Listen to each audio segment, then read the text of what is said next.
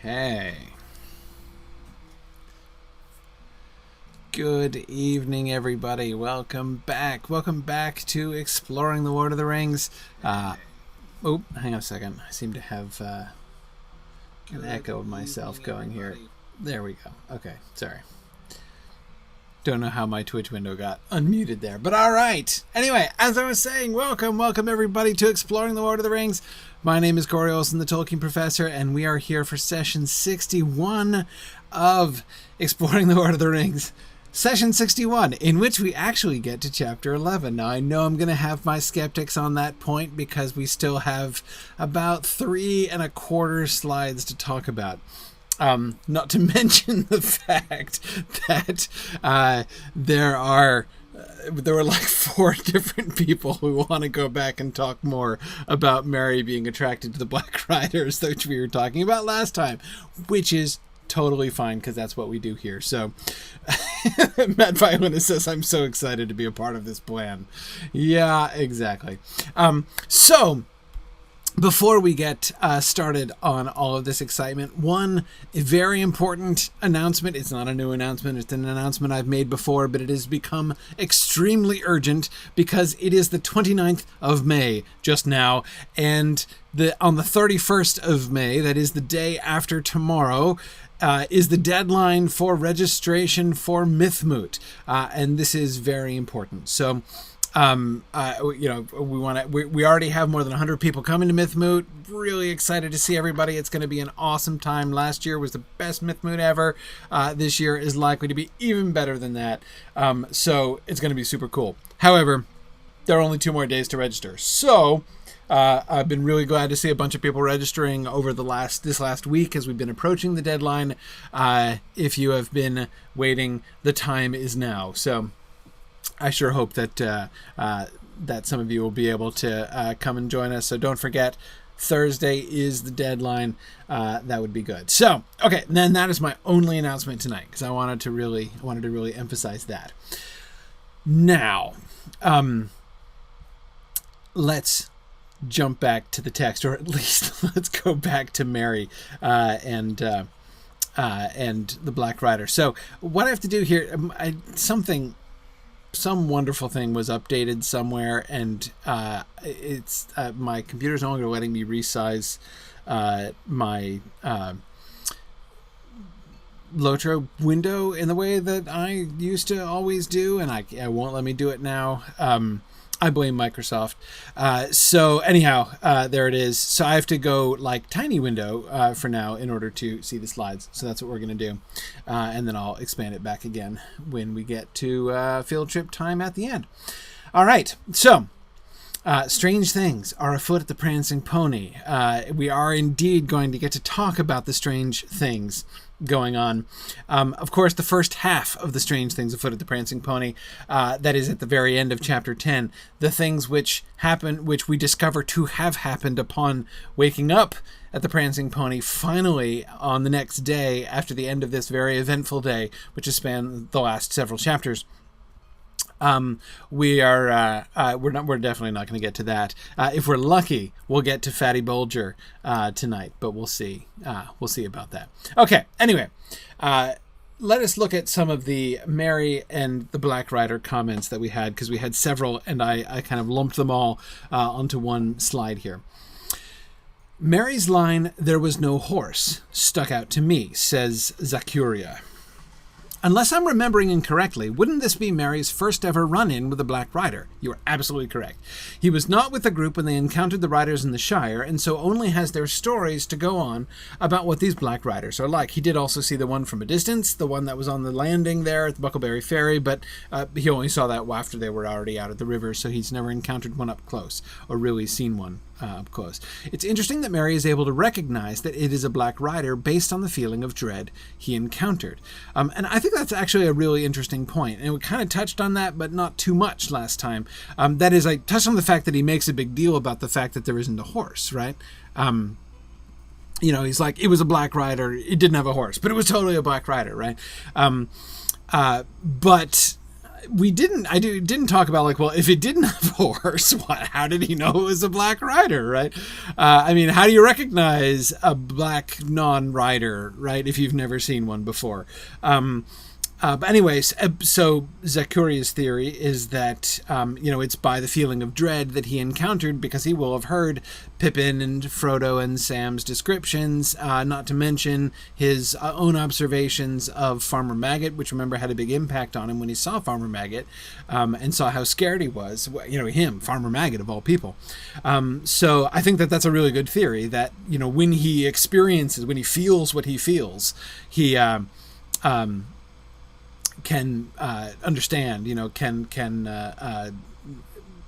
believe that it's a black rider and what it is and who it is and what it's doing. Anyway, okay, sorry. But I was saying, let's see, right. Perhaps it is in part due to his inexperience with the riders that he feels more compelled to follow the rider, not really knowing what he is dealing with. Further, having the least experience with black riders, that possibly explains why Merry's account is more vague when he comes to the house. He seems not entirely sure whether the voices belong to black riders or to regular men.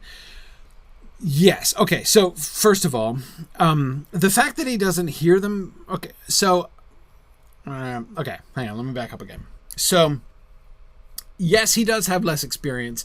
So I agree that it is interesting, and I do agree with you that I think it's the feeling of encountering the black riders that does convince him, like, dude, this guy, although he's walking, right, although he's on foot, this must be one of those black riders that I've heard about. I agree that it's the dread inspired that presumably leads him to that. However, although he is ignorant of the black riders, having never encountered one in person before, I can't think that has anything to do with his compulsion, mostly just he describes it in a more positive way than that. And I don't mean positive in the sense of like good or wholesome.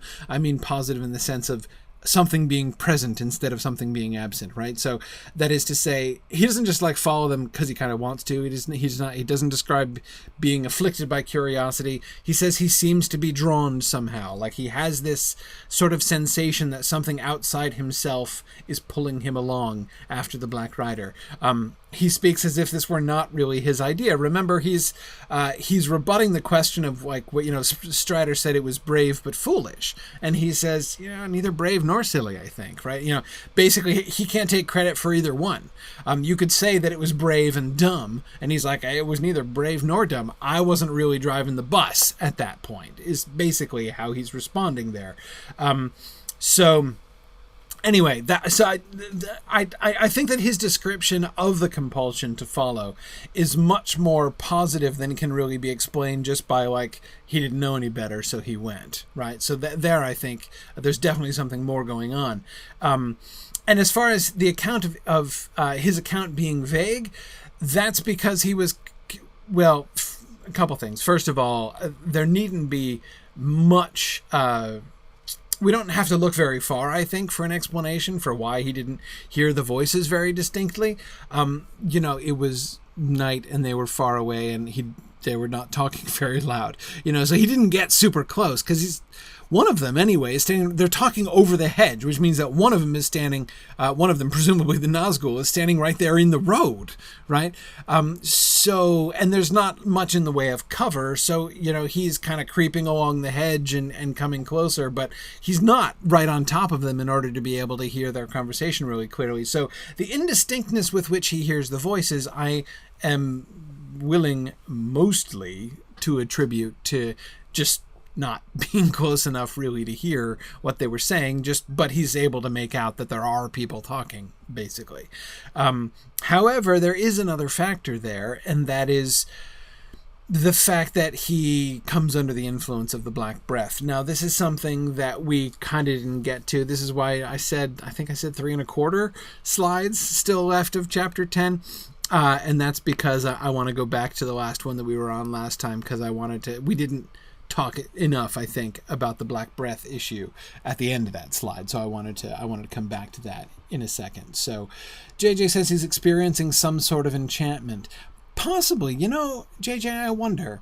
It's an interesting way to think about it. I'm not sure if I would use that word. Of course, it's such an important word in Tolkien's world. I think it's possible that we could think of this as some kind of enchantment, but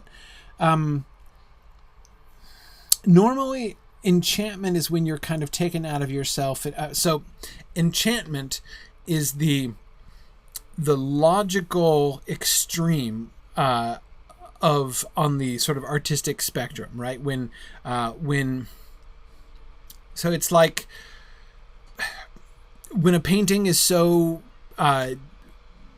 beautifully detailed and realistic that you mistake it for the real thing, right? That's, you keep going down the spectrum past that in terms of realism and the extent to which an artistic creation comes alive before you and you get enchantment, right? And I'm not sure. It's an interesting question, JJ. That would be a really interesting thing to consider, actually. Compare and contrast. To compare and contrast the effect that the Nazgul have on people with the effect that elves have on people, right? I mean, you think about it, like, the more you think about it, there's some definite similarities there, right? I mean, remember Thorin and company? So, like, you approach them and then you, like, suddenly, like, everything goes black and you fall over. Thorin Oakenshield could attest to that, right? Bilbo could attest to that. That's exactly what happens to them in Mirkwood. So, you know, like, there are some similarities. Yeah, JJ, you think about the enchantment that's attached to the water in the Black River in Mirkwood also, right? Mirkwood, again, the elvish enchantment in Mirkwood, it's not much. I mean, what the Black Riders do isn't much like the elvish enchantment that we see working in Lothlorien, for instance. But what we see in Mirkwood, especially in The Hobbit, there are definitely some similarities. Yeah. Now, I agree, Tom. That was my first impulse, too. Tom says that the effect of the Black Breath is about domination, like the overwhelming of the will and consciousness of a person, which is characteristic of the devices of the enemy, but not of enchantment. And that was my very first reaction, Tom. To think, I was, my first, I was like, yeah, I don't know. It's not that much like enchantment. But again, the more I think about it, the more I can see some similarities. Again, not with like the fairy and drama kind of thing, one of Tolkien's vocabulary words from on fairy stories. Again, that like a fiction enacted in front of you so realistically that you become a part of it.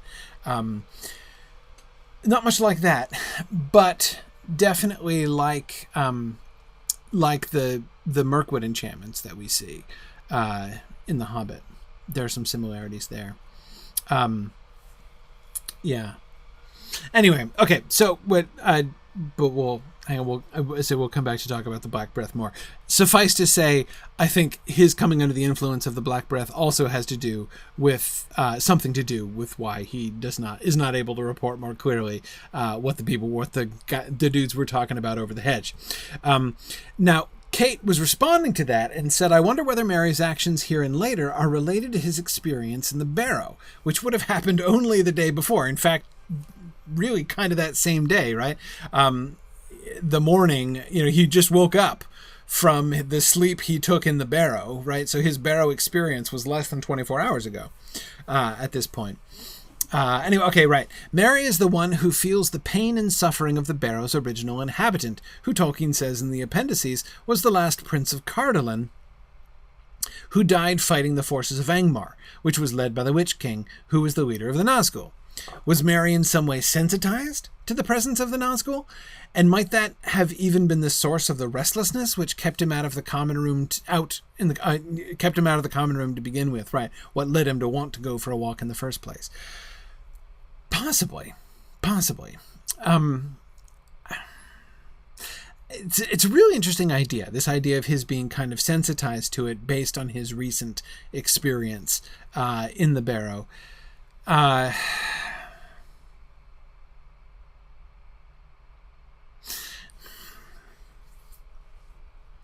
It's interesting because what I I guess the thing that I want to say is that I feel like Merry's time in the barrow is kind of like a confounding variable that I hadn't considered, right? That is to say, last time I was kind of excited to think about Merry as a kind of control group, right?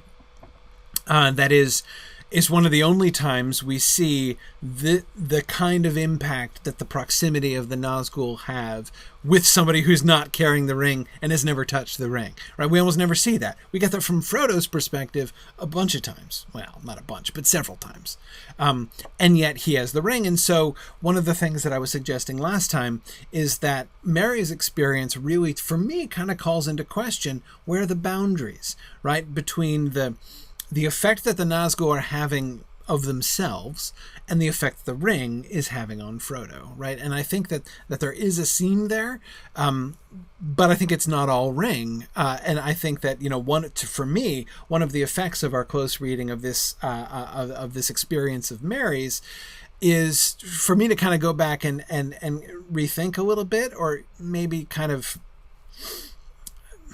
suspect that we might have oversimplified a little bit Frodo's experience, really only in thinking of those as ring-induced phenomena. Clearly they are ring-induced phenomena. The ring is obviously very active in those earlier scenes, like when he wants to put on the ring when the Nazgul is approaching him right before Gildor and his friends show up singing. But it's, I think, the similarity between the initial impulse that Frodo has and the impulse that Merry describes, and that we see Frodo, having on several other occasions when he's in close physical proximity to Nazgul, seems to suggest that that's not just this is the ring seizing the occasion of the Nazgul's effect on him to try to tempt him in a particular ring-oriented direction, rather than just being an impulse that comes directly from the ring. So anyway, yeah.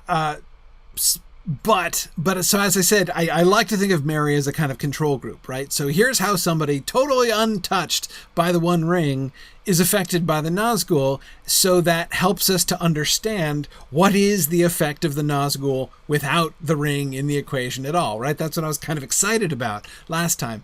But Kate, you're kind of ruining that for me now, because if there is a way in which Merry's recent experience, in which there's a sense, you could say, in which Merry's mind has kind of been opened to other experiences outside his normal experience, right? And does that impact him? Is he drawn in some way? Is his restlessness? I think that's a really great point, Kate. Is his restlessness in part because he's still in some way affected by what, has he been changed in some way, even some small and perhaps sort of, subliminal isn't exactly the right word, but kind of below the surface anyway, way, that kind of leads to this. I don't know. But as I say, it does make him a less perfect control group, I would say. And Mad Violinist, I would say that his restlessness does not strike me as similar to Frodo's at the House of Tom Bombadil, because Frodo is not experiencing restlessness prior to putting on the ring. After he puts on the ring, he's like, and now I should go, right? And there's no reason for him to go. There's like no impetus for him to go. It doesn't jive with anything that he had been feeling. That's one of the, I would say, interestingly, that moment, his temptation to walk out of the room and leave the House of Tom Bombadil strikes me as one of the most unadulterated ring impulses, right? Like, for instance, his desire to put on the ring and escape from the barrow, there's a lot of his own native sense of self-preservation that goes into that. He's afraid and he wants to run away. Who wouldn't be in those circumstances, right? So again, the ring seems to be playing on his fear, right? Taking advantage of his fear in order to say, and I can help you with that if you like, right? So it's when the temptation is all queued up there, the ring pounces on it. There, in the House of Tom Bombadil, that ring impulse seems to be, in that sense, without temptation. You see what I mean? There doesn't seem to be any impetus for it at all. But yeah, yeah.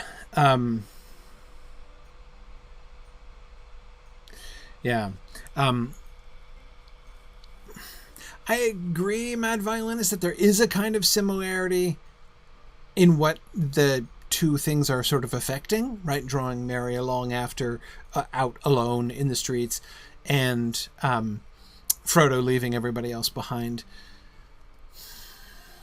But to me, a really critical difference there is the consciousness of it. That is, the Nazgul isn't attempting to separate Mary from the herd. It's the Nazgul there's no evidence the Nazgul is aware of Mary before Mary has crept up and is trying to eavesdrop on them at the hedge, right? So they've come all the way down from the Prancing Pony to the South Gate before the Nazgul is even aware of them, right? This seems to be just an effect that the Nazgul has on Mary anyway, right? So, yeah. Whereas, again, the ring is...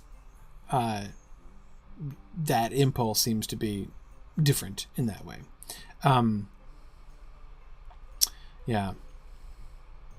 Yeah, Oakwig does say in rebuttal of Kate's suggestion that Tom Bombadil's cleansing of the barrow, not to mention the running naked on the grass therapeutic efforts, should have cleansed the effect of the barrow, so Mary shouldn't be feeling continued symptoms of barrow sickness at this point. That's true, but here, Oakwig, this would be my rebuttal of that. Although Mary would no longer be in the grip of the evil power of the barrow, that doesn't mean that the memory of it would leave. And based on what we see in Tolkien elsewhere, I don't see any reason to believe that he would be, even once healed, would be then unchanged by the experience, right? So the idea that he might be changed in some way seems to me entirely appropriate, right? Entirely sort of normal and believable. Yeah, anyway, okay. Okay. So I don't know about that, but it's an interesting idea. I mean, there's really very little to support it directly. That is, that his effect on his experience in the barrow impacted him here. But as one of you was just saying a little bit earlier on, I forget which one of you it was, there is a really kind of interesting breadcrumb trail that leads from Mary to the Witch King, right? Eventually, at the Battle of Pelennor Field. Yeah. Anyway, okay. Last question. I think Mary was carrying some barrow blade wound about with spells for the Bane of Mordor that he was carrying the same barrow blade that he carried when he snuck up after and killed the Witch King. Yes, that sword which he is going to, with which he is going to stab the Witch King's mighty knee, is in fact being carried by Mary already at this point. Perhaps one of those spells draws the possessor of the blade toward Nazgul, so the blade can be used and thus fulfill its destiny. I am less convinced by this idea. It is conceivable to me that such a thing could happen, but the main reason I don't buy this is that I don't see much cause to see things having this sort of this is essentially, it's a little proactive, I think, is I guess how I would say it. If something has a destiny, it's going to fulfill it. I don't see that it's going to force its possessor to fulfill it in so direct a way as this, right? It might have been, it was, intended to strike against not only the servants of Mordor, but even specifically the servants of Angmar, right? The Witch King and his minions. So it may have been intended for that reason, and thus, as the narrator will tell us, its maker would have been really excited to learn its ultimate fate, right, on the Battle of Pelennor Field. That may be so, but that to then take that to say that the sword is itself exerting some kind of force upon Merry, to like that the compulsion to follow them comes from the sword, that I just can't see. I can't think of any, not even like conscious swords, like Anglachel, who speaks to Turin. Not even they act like this, forcing people to do things, right? Even when Anglachel talks at the end, it's only to agree to something Turin has suggested, right? It's not like it seeks Turin's blood, and so therefore it's not like Turin's suicide is down to Anglachel. It's not its idea, right? It's Turin's idea. Turin asks the sword, "Will you slay me swiftly?" And Anglachel is like, "Can do, boss, no problem," right? So I mean, it's not like, again, the sword isn't acting on its own. So yeah, and Tony, exactly. It's, for me, it is kind of not only a kind of mechanical issue, but also a sort of a theological issue. Fate, the way that fate works is more complicated than that. So, and anyway, that's not what wound about with spells for the Bane of Mordor means. It just means that they wound it about with, they made it with spells that are designed to slay, that are like antithetical to dark things, right? Designed to slay creatures of Mordor, like if they are struck by it, right? Not, that doesn't mean that it's like a homing device or a divining rod or it's what's that, wasn't there a Bugs Bunny sketch about the way, doesn't Bugs Bunny at one point get a sword that drags him all over the place and does a thing? Am I dredging up vague Looney Tunes memories from 30 years ago or 40 years ago? But the singing sword, yeah, that's it, right? No, that's not it. That's not how this works. It's not like Bugs Bunny. That's not what wound about with spells for the Bane of Mordor means. And again, it's not how anything. There's no evidence of anything ever working like that in Tolkien's world. So I disbelieve that. But anyway, okay. So I think, again, all things considered, I think that the compulsion comes from the Nazgul. And again, here, Frodo is a more complicated example because there's the ring involved as well. But again, this happens with Frodo too consistently. We saw it happen back in the Shire. We're going to see it happen again before too long. At Weathertop, we're going to see it happen way down the road in Minas Morgul again. We're going to see it happen on Cirith Ungol.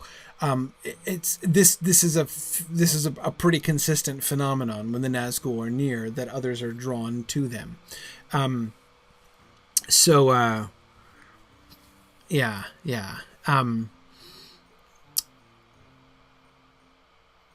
Anyway, yeah. Brunier has put in a picture of Bugs Bunny and the singing sword. There it is. Bugs Bunny and the Singing Sword. That's what I was remembering. Yeah.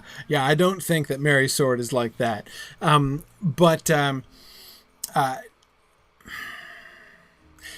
I find myself reluctant to lean too heavily on Merry's sword, even though, as Mad Violinist, thanks for the credit there. Zephan.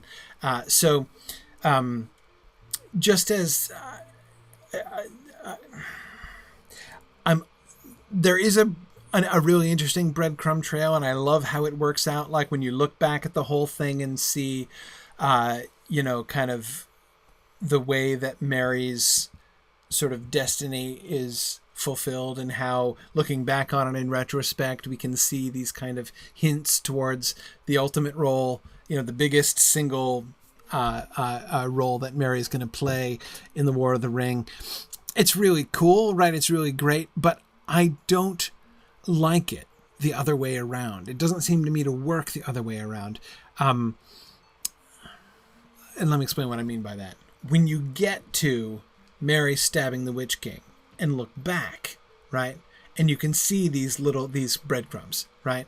That experience of his in the barrow, after which he receives the sword. This experience of his going off in pursuit of the Nazgul, right, in Bree. Yeah, there's lots of cool stuff that we can see, which look really neat in retrospect. But if we come at it from the other end, if we come at it from this end, and sort of bring backwards Merry's fate and say the fate is driving him, right? We see this pushing towards, then it doesn't work so much because the touches are more delicate than that, right? It's one of those things. And this, I think, is a thing which is actually really important in seeing how fate works, right? Fate doesn't compel you in advance. In general, when a doom is laid upon someone in Tolkien's world, when someone has a particular destiny, it is not like looming over them like the prophecy of Oedipus, right? Shaping their entire lives, and them like trying to fulfill it or trying to escape it or whatever. Normally it's like Merry's. We see what when it happens, we see what his destiny was. And looking back, we can say, oh, that's really cool. You can see how now in retrospect, those things point to it, right? But if we try to do it the other way, if we try to bring that fate backwards and say this fate has been kind of looming over him all the way along, it not only is less interesting, it works less well. It's just, and it's, I think, not true to how fate and destiny works in Tolkien's world. So that's why I find myself a little bit resistant to go too far in that. Observe that it's cool, and then we'll move on, right? Because I think otherwise we start to kind of make a mistake about it. And yes, Tom, there is the possibility of escaping doom, even for Turin. I agree. Had he gone after Finduilas and prevented her death, which was in his power to do, probably, then his doom could have been otherwise. Yeah. Merry is the slayer, says Tom. Now you're just causing mischief. So am I buying the notion of Merry is destined to slay, being part of the slaying of the Witch King? Well, yeah, because it happens, right? So, I mean, like, it's... that's... yeah, hang on. See, that's a trick question, right? Of course he's destined to be part of this slaying of the Witch King, because he was, right? I mean, but again, that's the thing, right? That's how the doom often happens. And it's not about debating free will and predestination, Mad Violinist. It's about like Tolkien marries predestination and free will, which is traditional Christian doctrine, right? He marries those two things in his fiction as well as anybody I know who's ever done it. So if you try to pull them apart in Tolkien's work, I don't think it's going to work out. Anyway, yeah, no, there's it's not an argument. Yeah, it's all in Boethius, Tom. Absolutely. What do they teach them in these schools? Speaking of which, let's move on. It's time. Okay. So we spent some time talking about the heroism of Nob, very appropriately here, right? This is Nob's greatest moment. But as I said, we didn't talk enough about the Black Breath, so I want to talk about that a little bit. Merry got up and ran back like a hare. I'm afraid it's true, said Merry, though I don't know what I said. I had an ugly dream, which I can't remember. I went to pieces. I don't know what came over me. I do, said Strider, the Black Breath. The riders must have left their horses outside and passed through the south gate in secret. They will know all the news now, for they have visited Bill Ferny, and probably that southerner was a spy as well. Something may happen in the night before we leave Bree. Okay.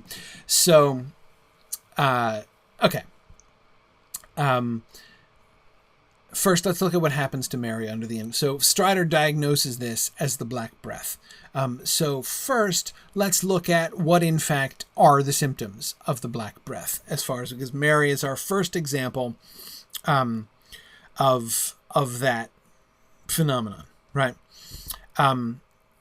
First, we have his verbal testimony as given to, like, while under the influence of the Black Breath, he said, "I thought I had fallen into deep water." He doesn't even remember saying that, right? Much less experiencing it.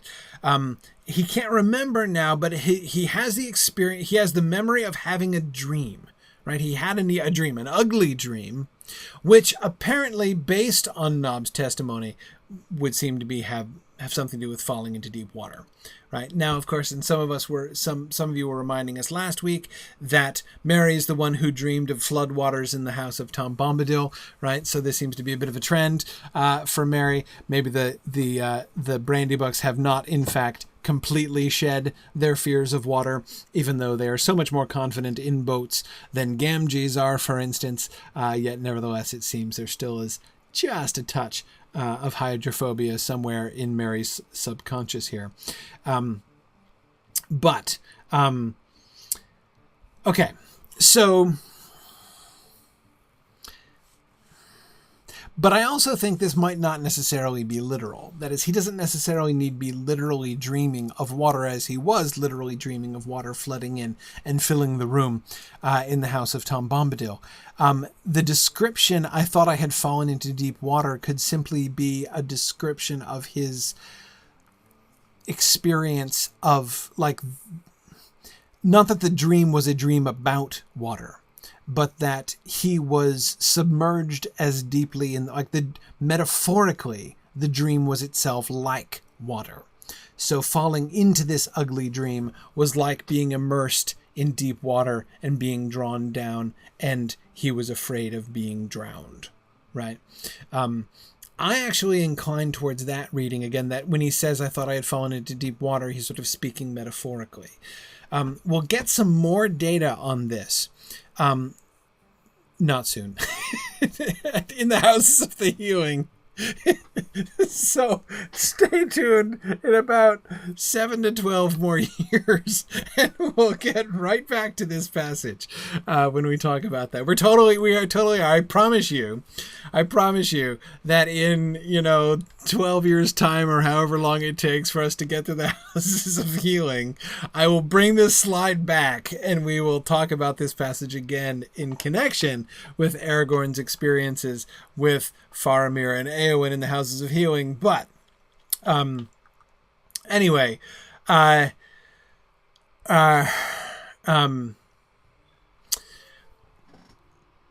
nevertheless, clearly this sense of whether he was literally dreaming about being drowned in water or whether he was lost in the dream like water, he clearly was, it was an ugly dream. It was a dream of death. It was a dream of losing himself. It was a dream of being sort of, swamped and helpless and surrounded. And he says that he went to pieces and doesn't know what came over him. Right. And remember his own experience when, he was like, he was there and he was listening and then he fell over. Right. And he doesn't know what happened to him. And this is where Strider says, "Oh yeah. No, I know what that was. That was the Black Breath."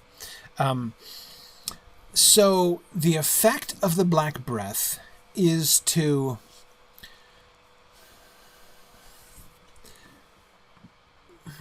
what? See, here are the questions that I'm trying to work on. There are a couple things here. Number one,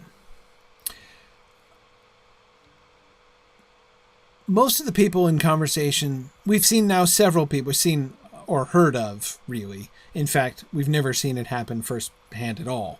But we have now several secondhand accounts of Nazgul in conversation with folks, right? None of those people keeled over and experienced the effects of the Black Breath, right? Bill Fernie is having a conversation across the hedge with a Nazgul and he's not keeling over, right? Farmer Maggot felt nervous, right? Was scared, and so were his dogs, But he didn't fall over and experience the Black Breath. Gaffer Gamgee had a conversation with a Black Rider right on his doorstep, and he too experienced no Black Breath-like symptoms. So Mary is in fact the first of the several people who have been in close physical proximity, in conversational proximity to a Black Rider. Did not experience. Mary is the only one yet to have experienced this phenomenon, right? What this seems to me to suggest very strongly is that it's not just an area of effect phenomenon, right? This is not just an AoE spell where like everybody who comes within a 5-foot radius of a Nazgul experiences the Black Breath, right? That's clearly not the case. You could potentially argue that, I don't know what, can they withhold it? Is it conscious, right?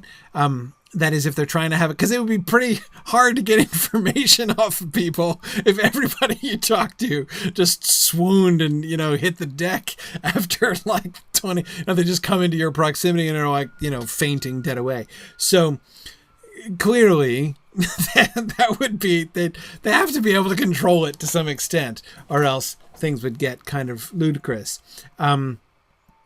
Okay.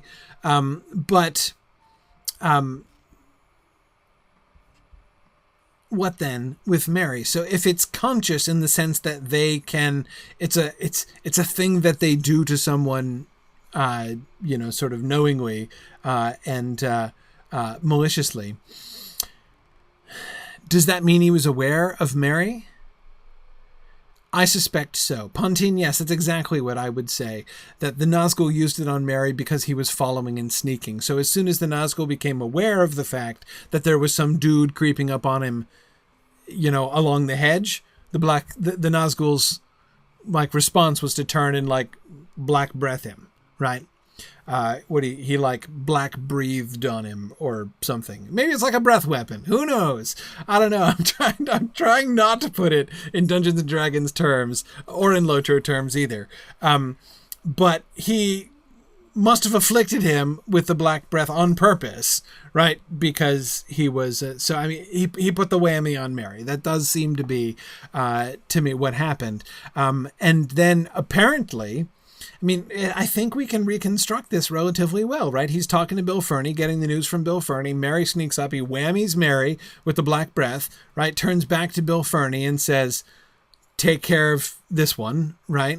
Find out what he knows, whatever, but get rid of him, right? And I'm going to go and report to the boss what you just told me about the person. So anyway, yeah, I think I think that has to be what happened. Because again, it can't just be an effect anybody has when they come into contact with it. Yeah.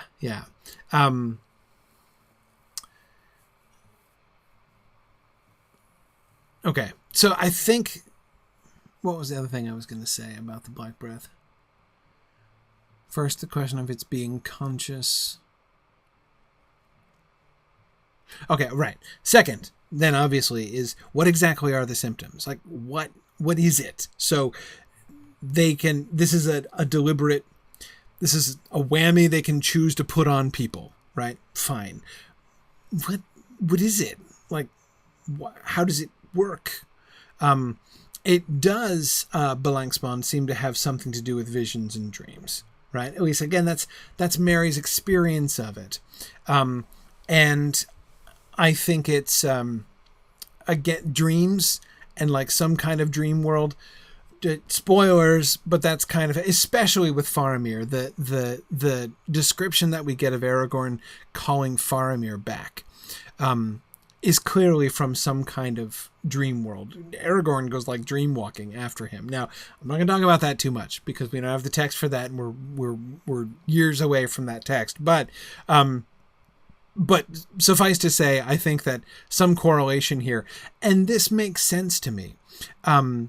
This makes sense to me because you think about one of the fundamental facts of life, or on life, or whatever, of the Nazgul, is this well, peculiar relationship between the body and the spirit, right?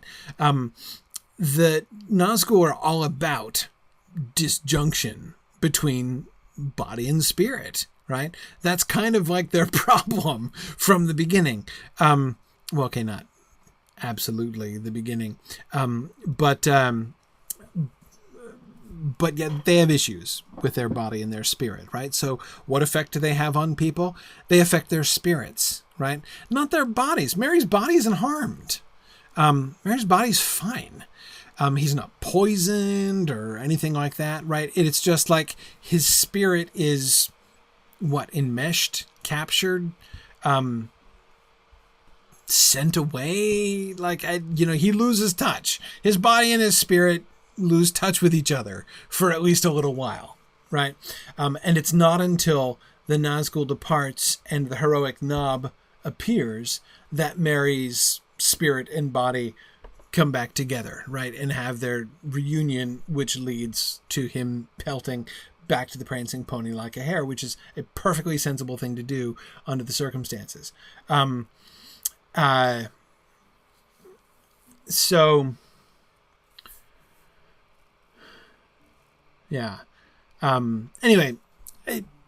we don't just one data point. It's hard to draw conclusions from one data point, right? But the fact that they did something to his mind, to his spirit, seems fairly clear from his description that it was like dreaming, right? Belongsmon asks, is it something actually inhaled? No, is it an assumption?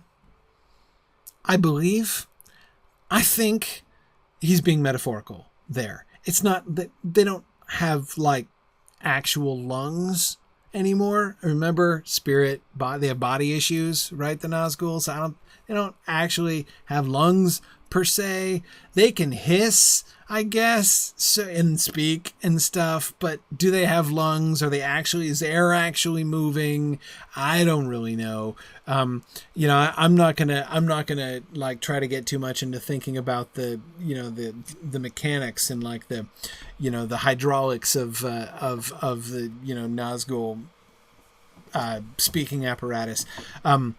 But in any case, I don't think that it's a physical breathing thing. I know they do have mighty knees, Tom. I mean, at least they have knees, and some of their knees are particularly mighty. So yeah, it's not that they have no bodies. Could they? I mean, because does he have lungs? Are his lungs just in a peculiar sort of position? I don't know. But I really don't think that it's physical breath. I don't think this is a matter of, because again, first of all, it's not like anyone who breathes. Again, it's conscious, right? So this is not. It is a conscious thing that they choose to afflict them with. Also, the Faramir's coming under the Black Breath. Now, it's a little dicey on the details, right? We don't get a description of what happened with Faramir and everything. But from all the descriptions of the battle in which Faramir sustained his whammy, his Nazgul whammy, he wasn't that close to the Nazgul. They were all winged. None of them were on the ground. Only the Witch King returned to the ground to ride a horse. The other 8 of them are all up in the sky, and he wasn't there. It wasn't the Witch King who whammied Faramir. So yeah, I think it's definitely metaphorical. Yeah, good. Just as the plague had been called the Black Breath. Yeah, exactly. Yes. Matt says, when the Nazgul cause the defenders of Minas Tirith to falter, they're spreading a despair-like fear over large groups. This one appears to be a focus of a similar power on a single person, with an almost contemptuous offhand slap. Yeah, and seems to be, with Faramir at least, they seem to be able to do it from some kind of distance, right? And And of course, it makes all kinds of sense. There's Faramir, the only one who's holding together the defense, which is retreating in increasing. He's the only one preventing it from becoming a complete slaughter, so that the Nazgul swooping around would like select him out for long distance whammying with the Black Breath makes all kinds of sense, right? But again, I don't think we need to imagine them like, physically blowing or spitting at Faramir in order to accomplish this deal. So that's one of the main reasons why I'm really unwilling to think of it in those kinds of mechanical terms. JJ asks, is it some sense of showing the victim the Wraith world? That's exactly, JJ, where I was going when I first started talking about that. I wonder if the kind of experience that Merry has, feeling like he's falling into deep water, I wonder if that place from which Aragorn calls Faramir's spirit back in the Return of the King, I wonder if there is not some similarity between that kind of spiritual experience that they're having while under the effect of the Black Breath and what happens to a ring bearer who wears the one ring and becomes invisible, right? And in particular, what the wraithification process is about, right? What would it look like? What would it be like for you, for your conscious mind, for your spirit? Is that what happens? Like your body is still functioning, but your spirit has got, like, you've sunk down into the deep water, right? You've gone off wherever Faramir's spirit was going and hasn't come back, right? So that you still function, but you're no longer at home. It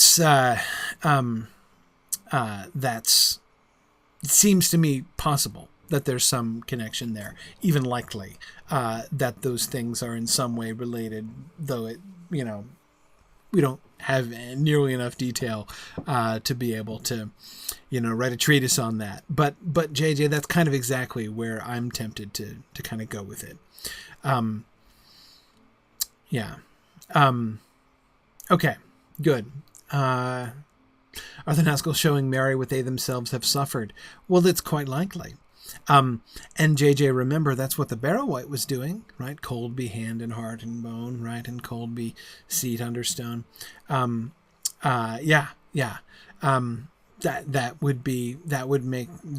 be familiar, right? Good. Okay. All right. Let's keep going. So that was 1/4 of a slide. So we're right on pace to finish up. Okay. What will happen? Said Merry. Will they attack the inn? No, I think not, said Strider. They are not all here yet, and in any case that is not their way. In dark and loneliness they are strongest. They will not openly attack a house where there are lights and many people. Not until they are desperate, not while all the long leagues of Eriador still lie before us. But their power is in terror, and already some in Bree are in their clutch. They will drive these wretches to some evil work, Fernie and some of the strangers, and maybe the gatekeeper too. They had words with Harry at Westgate on Monday. I was watching them. He was white and shaking when they left him. We seem to have enemies all round, said Frodo. What are we to do? Stay here, and do not go to your rooms. They are sure to have found out which those are. The hobbit rooms have windows looking north and close to the ground. We will all remain together and bar this window and door. But first Nob and I will fetch your luggage. Okay.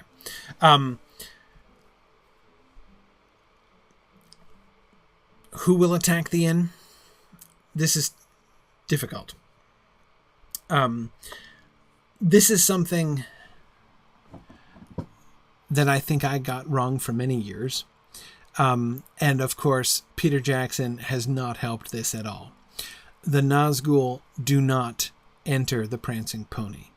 The Nazgul, I am not sure, can enter the Prancing Pony. It is not the Nazgul that stab the beds and slash the bolsters in the hobbits' rooms. Can't blame Peter Jackson for depicting it that way. The way that he staged those scenes was very effective.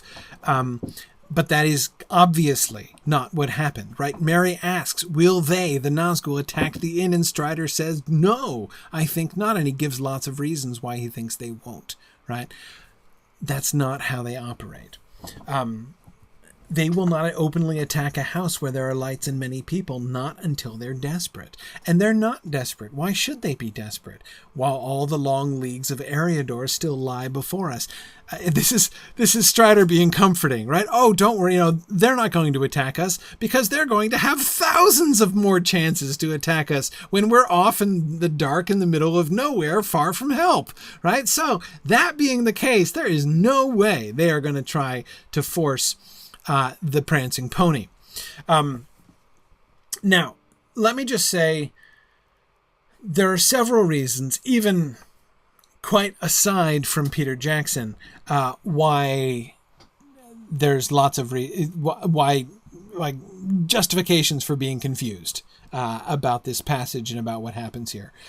First, we have it's hard to avoid the image of the Witch King with his knife, right, coming in and stabbing Frodo on Weathertop, right? So we've seen the Nazgul get all stabby with Frodo, and here's somebody who apparently tried to stab Frodo in his bed. That sounds like something the Nazgul would do, right? So there's that connection. There's also the immediate juxtaposition with Crick Hollow, right? Where the Nazgul do, in fact, go into Crick Hollow themselves in person, right? Like on the next page, they're going to do that at the very beginning of chapter 11.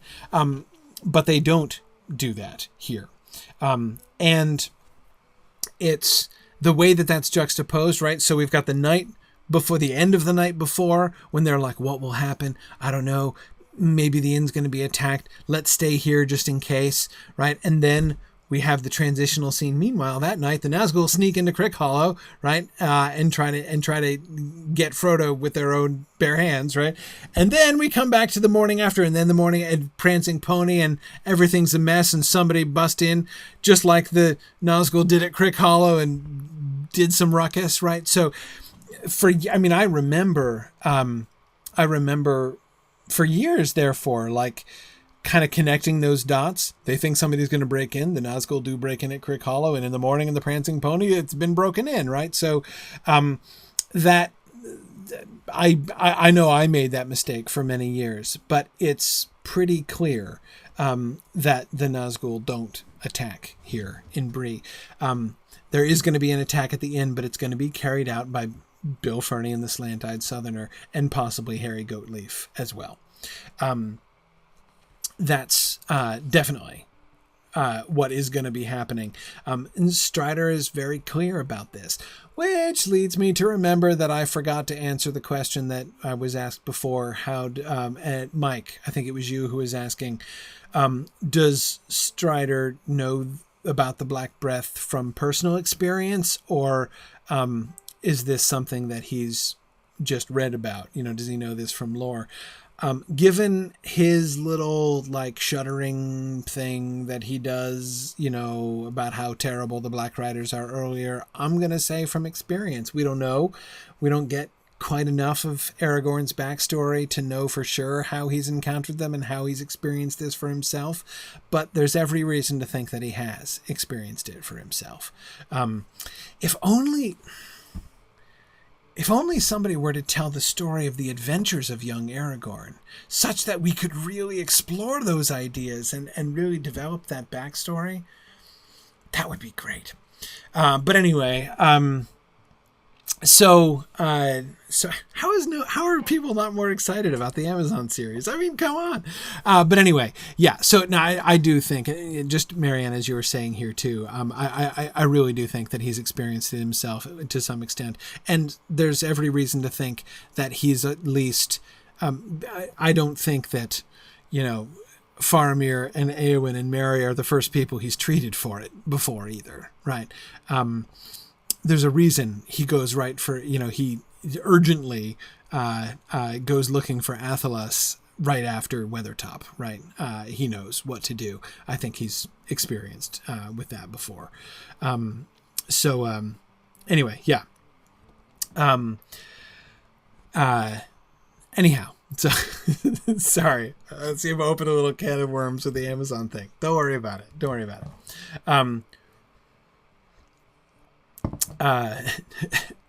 Belongspon says nervously stoked for the Amazon show. Yeah, me too. That's a great description of it. Well, nervous, but I'm excited. And available. Let me also add. Anyway,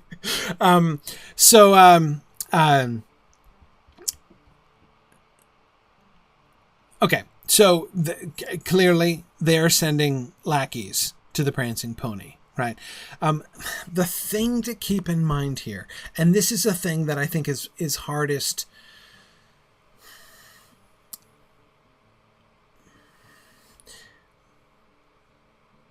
hardest to remember when rereading the text. The image of the Nazgul as they are in the Return of the King is hard to lose, right?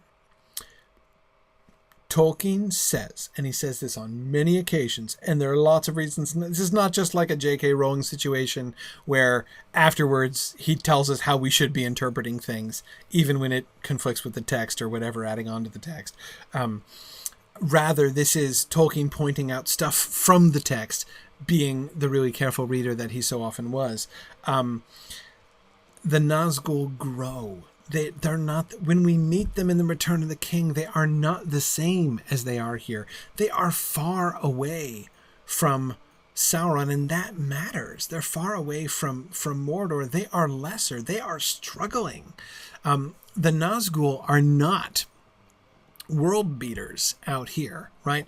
The terror and the horror that they are able to bring, the power that they are able to wield. If you think about the Witch King with his sword riding through the gates of Minas Tirith, that is not him here.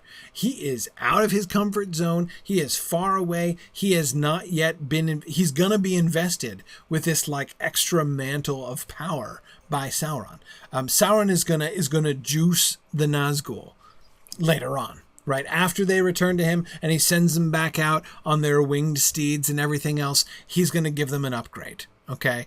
But that hasn't happened yet. And they are legitimately struggling out here, struggling to do their job, and they can be opposed.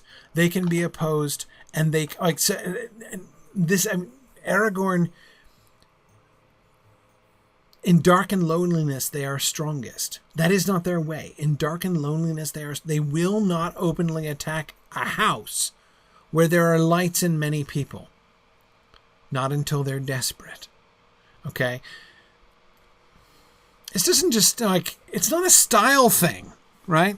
He's not saying, Nazgul, like, they have to,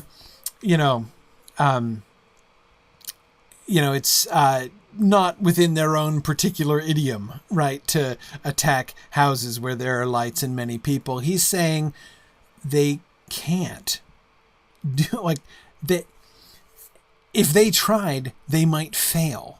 It's not how they operate. They don't have the oomph for this. Not here.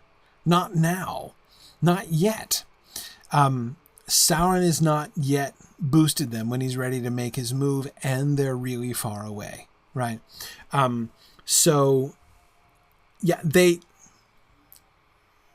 It's better, it's easier, it is more effective to have Bill Ferny and the Squint-Eyed Southerner sneak in through the windows of the Hobbit rooms. If they can do that, they might be able to kill or snatch the ring bearer, take the ring, take his... I don't know what their instructions are exactly, right? Anyway,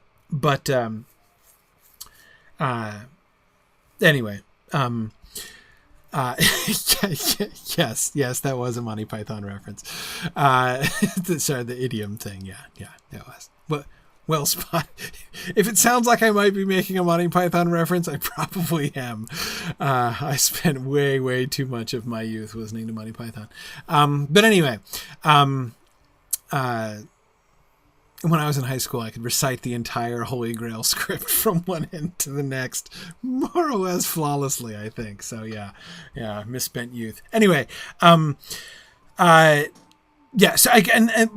like I said, I know that this is counterintuitive. I know that this feels sort of strange to remember. Like, even if you can get behind the fact that they're sending Bill Ferny and the Squint-Eyed Southerner into the room rather than going themselves, it's kind of might be hard to get behind the idea that they're doing this because Bill Ferny and the Squint-Eyed Southerner have more power to execute this particular job than they themselves do. But that in fact seems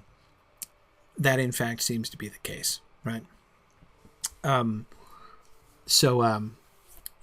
Yeah. Oh, and yes, I can see what you type into chat up there on the Twitch chat. So yeah, absolutely, I can see that. So if you, the comments that I'm responding to in general, Timo, are the ones down in the Discord chat. So I encourage you to join the Discord chat because that's the one I'm focusing on mostly. And the Twitch chat is usually for people who are kind of talking amongst themselves during.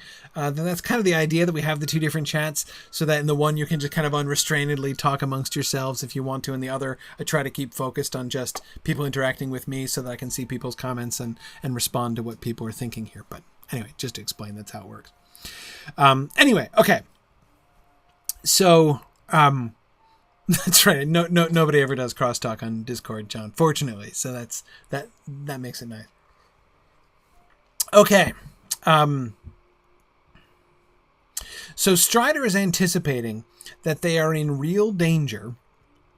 Not from the Nazgul yet. They'll be in plenty of danger from the Nazgul later, but right now they're in more danger of thugs because there's no way that those rooms can be made secure against those who are under the power of the Nazgul. The primary power of the Nazgul is fear, right?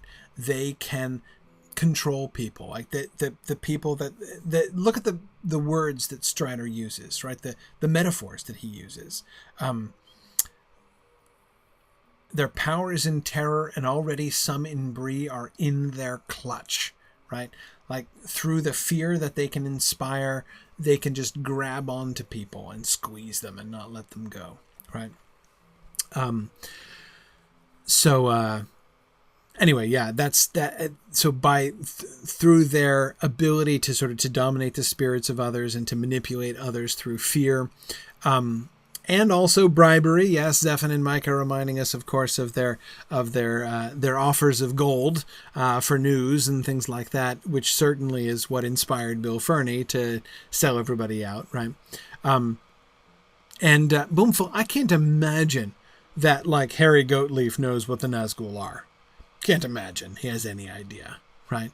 Remember even Butterbur makes the understandable assumption that they're just guys, right? Weird guys, right? He calls them men, right? He calls them black men because, like, all he can see are black cloaks, right? And everything, like, he can only see their clothing and every stitch of which is black, right? So he calls them, these black men. But he can't see them themselves, but he assumes that they're people. That they're human. I have to imagine that that Harry Goatleaf assumes that they're people, but people of whom creepy people of whom he is terrified. That sense of the uncanny is clear to everybody, right? Gaffer Gamgee has it. Farmer Maggot has it very distinctly, right? Harry Goatleaf is white and shaking when they leave him behind. Yeah.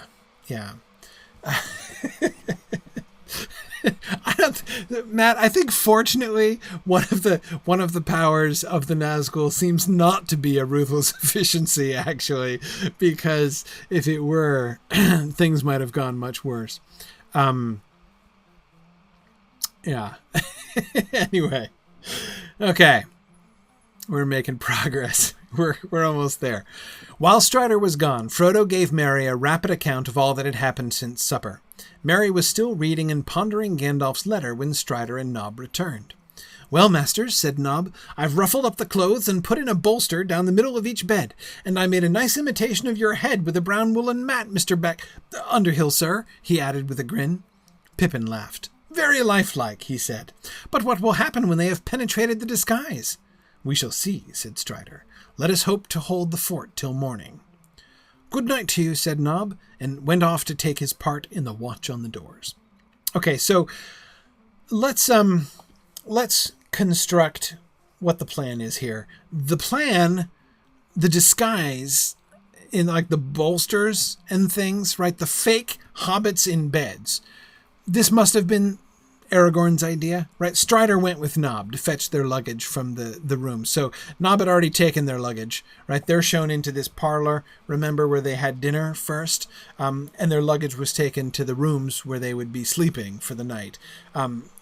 Strider goes with Nob to fetch their luggage back, and I don't think that he just went in order to help Nob carry it, though, you know, he's a nice guy and might have done so anyway, but I don't think that was the purpose. This disguise, whatever it is that he's attempting to do, this seems to be Aragorn's strategy. So what's the point? What's Aragorn's point, do you think? Why does he do this? Why does he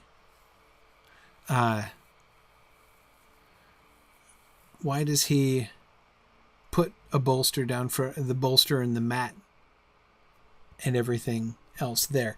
Well, if we just kind of go at this step by step, there's no point in doing that unless you want to convince somebody looking in that there are people sleeping there, right? I mean, that is what he's done, is put fake sleeping people in the beds.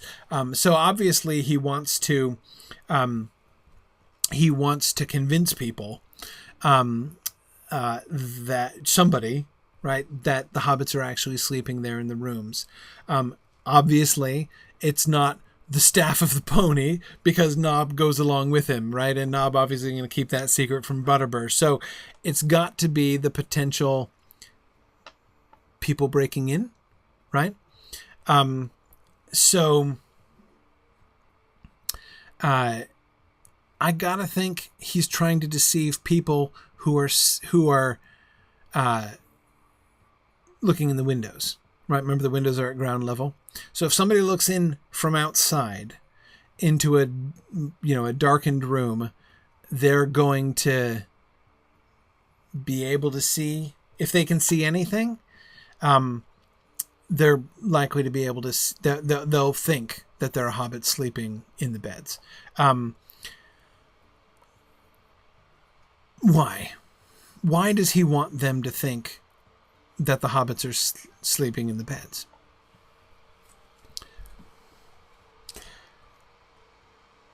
This is my theory. Well, here's my theory. My theory is that Strider's trying to, like, take their temperature here. He's trying to figure out what they're facing exactly. He wants to know what they're going to do, what they're going to try, right? I think this is Strider saying, what would they have done had the hobbits been in the room? See, Emma Thorne, I was thinking diversion too for a minute, but I don't think it can be a diversion, because, like, diversion from what? A diversion is when you're trying to get them to think one thing so you can do something else, right? His plan to keep them safe in that private parlor is his plan to keep them safe is to be there to defend them, with his broken sword. So he doesn't need, like, a distraction in order to do that. I think he's trying to get them to show their hand. What is their plan? What were they trying to do? He wants to make that clear.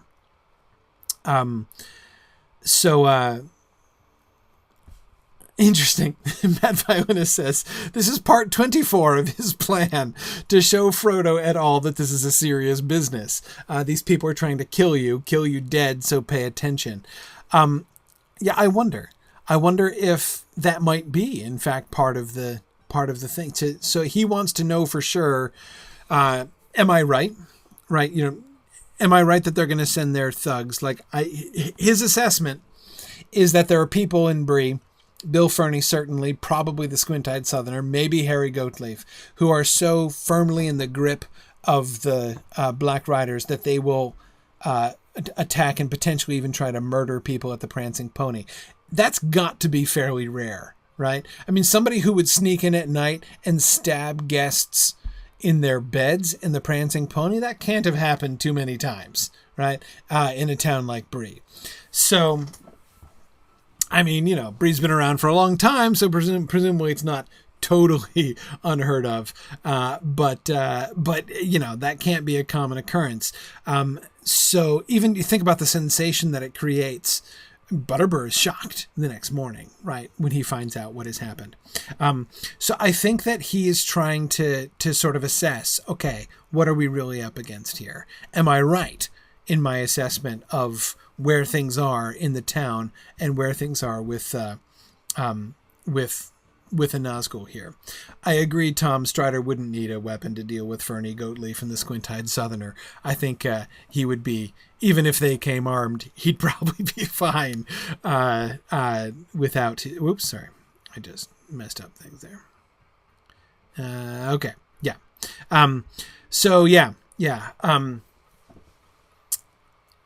So I do think that, and going back to Matt Violinist, the point that you were making, he does, the first thing he does is sort of show the hobbits what happened, right? Trying to send a message to them. It might possibly be in part to show them that as well. Obviously, his primary plan, like the important element of his plan, is just to not... He knows they're going to be too vulnerable because the Hobbit bedrooms are a terrible place to try to defend because there are too many ways in, right? And they seem to have more than one room anyway. So, there's no way he could defend them there. So he's keeping them all in one place in this inner room where he can defend them. There don't seem to be windows in this inner parlor where they are, so he just parks himself in front of the door and can know that they're going to be safe all night long because he can defend them. That's plan A, right? He doesn't seem to accomplish anything else. He doesn't seem to accomplish anything that is, by the whole. So that's why I can't think that it's a diversion, because again, from what? He doesn't take advantage of it to do anything, right? Other than just to keep them safe all night and say, we're getting out of here in the morning. Anyway, so I definitely think that it's just about keeping them away from there. So why does he do the disguise? Again, the only people for whose benefit those, bolsters and rugs could be are for the thugs who are sneaking in from outside the windows. And the only point of creating dummies there in the beds is to draw them in and try to get them to commit themselves, essentially, right? If the rooms are all empty and nothing happens, right? So they don't find them and they just go away. Strider doesn't know anything more, right? He's not learned anything. It's like nothing has been gained in the night. Here, now he has information. And they've exposed themselves. And not to mention, remember what we were talking about with Nob coming down the road with a lamp and why they scattered in front of him?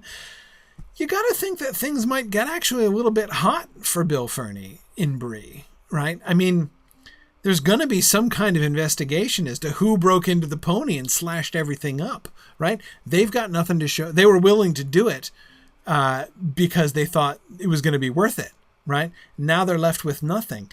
Maybe they're going to get in hot water with the Nazgul. Maybe Strider is thinking that, right? That if they come back, if they fail in the task that the Nazgul send them to do, maybe that would put them in an uncomfortable position. In any case, it's likely to put them in an uncomfortable position with Butterbur and with the other worthies of Breetown, right? Because there's likely to be an investigation about who broke into the pony and committed acts of vandalism. So at the end of the day, I mean, Strider's, their position has been bettered, in fact, by the attack on the ponies. So it does, I think, in the end seem to be exactly, Mad Violinist, Bill Ferny does already have an ill name in the community. You got to think if Bill Ferny comes to trial for this, you know, he might, there's going to be a hostile jury, you'd have to think. He's going to have a hard time convincing folks that there was no way that he could have had anything to do with it. Absolutely. So, anyway, so yeah, I definitely think that he ends up gaining stuff, from perpetrating this deception. And in the end, I think perhaps makes things a bunch easier for themselves. Blue Wizard says, but in that case, in for a penny, in for a pound, or rather, Blue Wizard, to use one of my favorite traditional sayings, you might as well get hanged for a sheep as a lamb, right? Why not search the whole inn at that point? Well,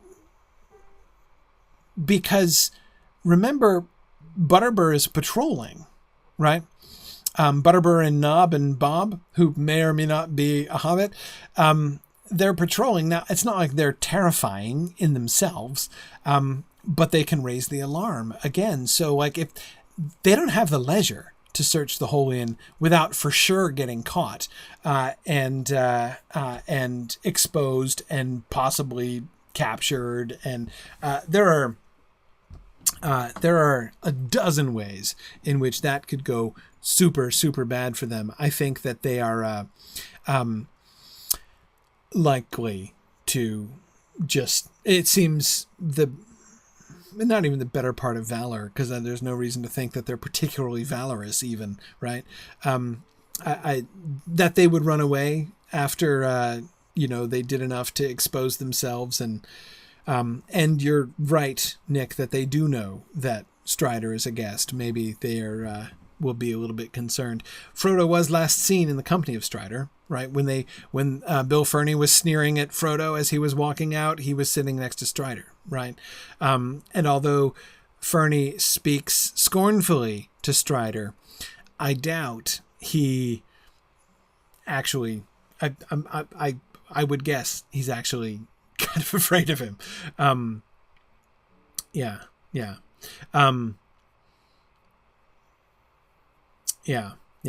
And Lincoln, you're right. It is really cool how the Knife in the Dark chapter both starts and ends with a knife in the dark, right? First the knives of Bill Ferny et al.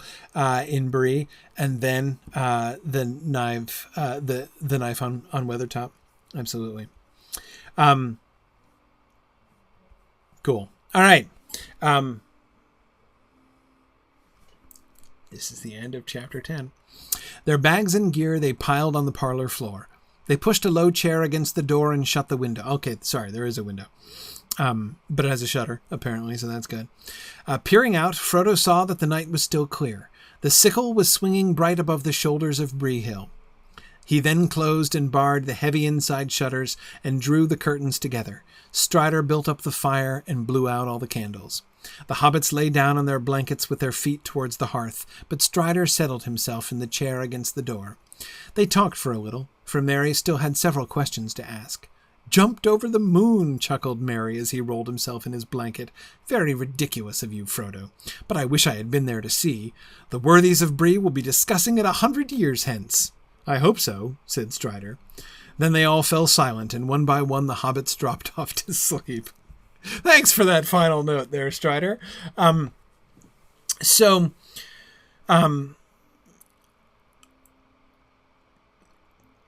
love just one small touch here, and we could continue to sort of talk about the bigger picture ramifications of the scene, but I love Merry's chuckling, right?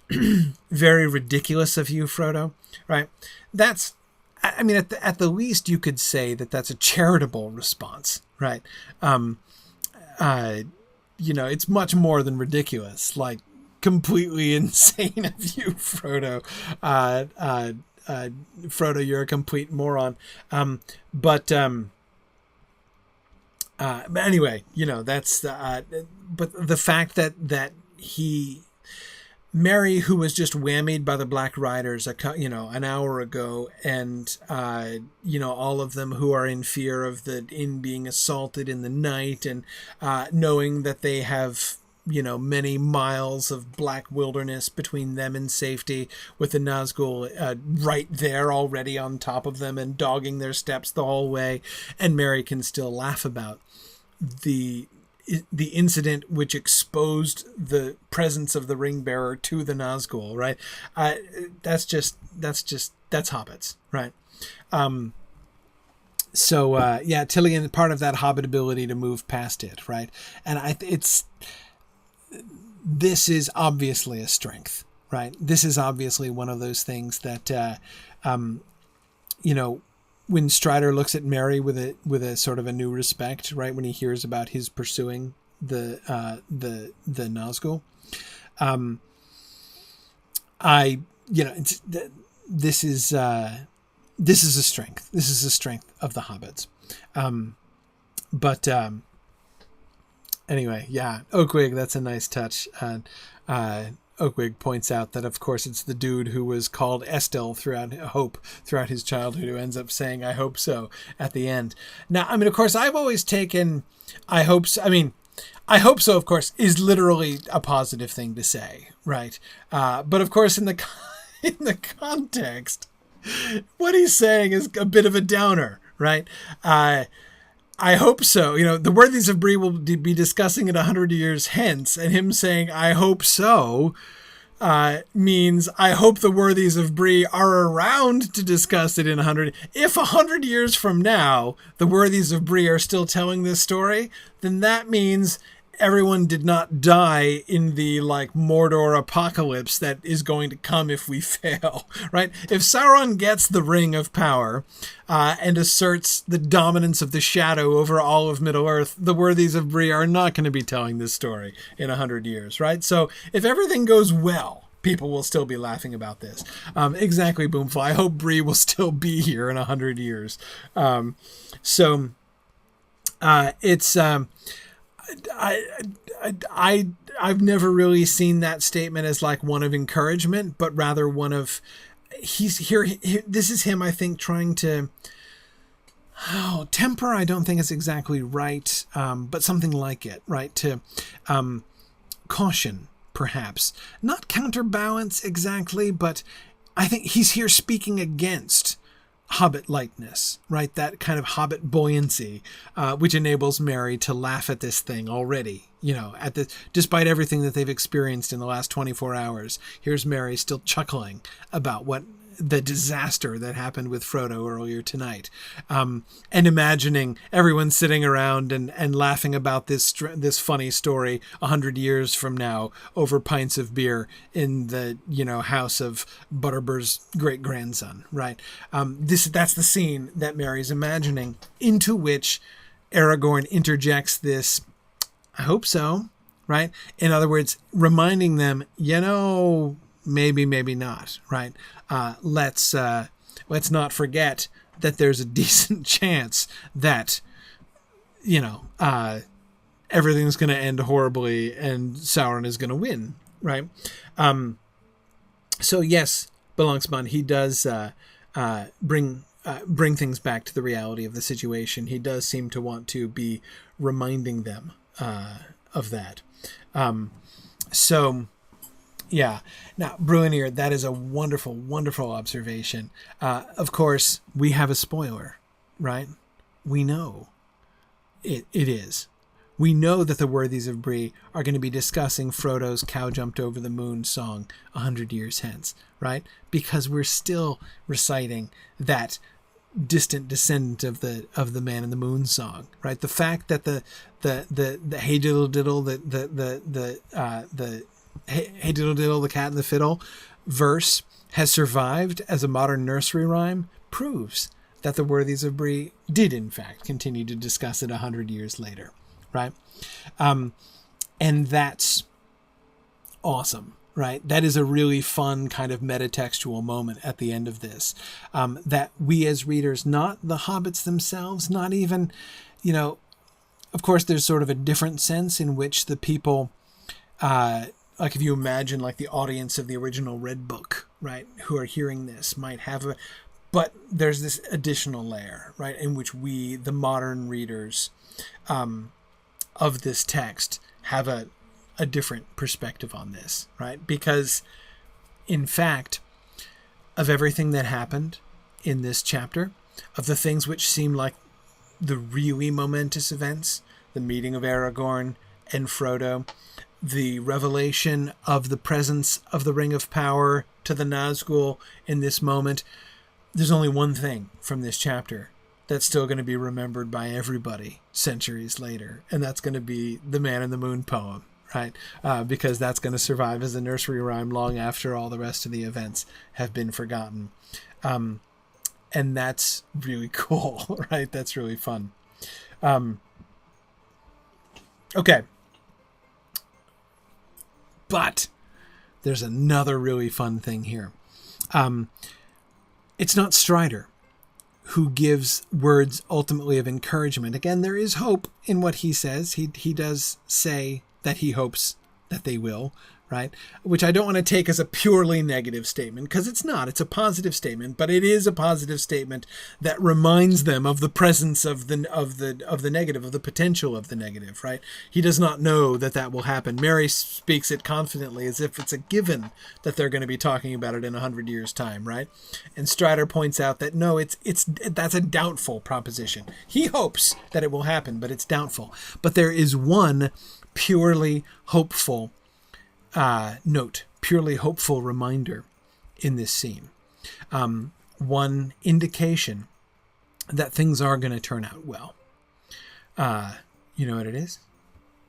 Anybody know what is the purely hopeful sign? Yes, Singing Fox has it. The constellation. The sickle was swinging bright above the shoulders of Bree Hill. The sickle is the Big Dipper. That's what they call the sickle in Middle-earth.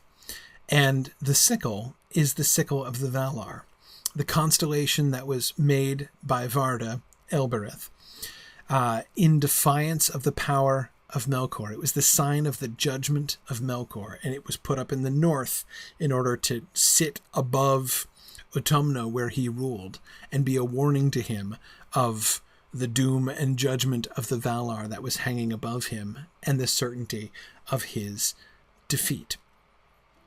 The Valakirka, yes, Tilian. That's the sickle in question. This is one of the... I've always thought this is one of the coolest moments. There are a bunch of moments where if you know the Silmarillion really well, you can kind of you see things and get things that aren't obvious in the Lord of the Rings, or you just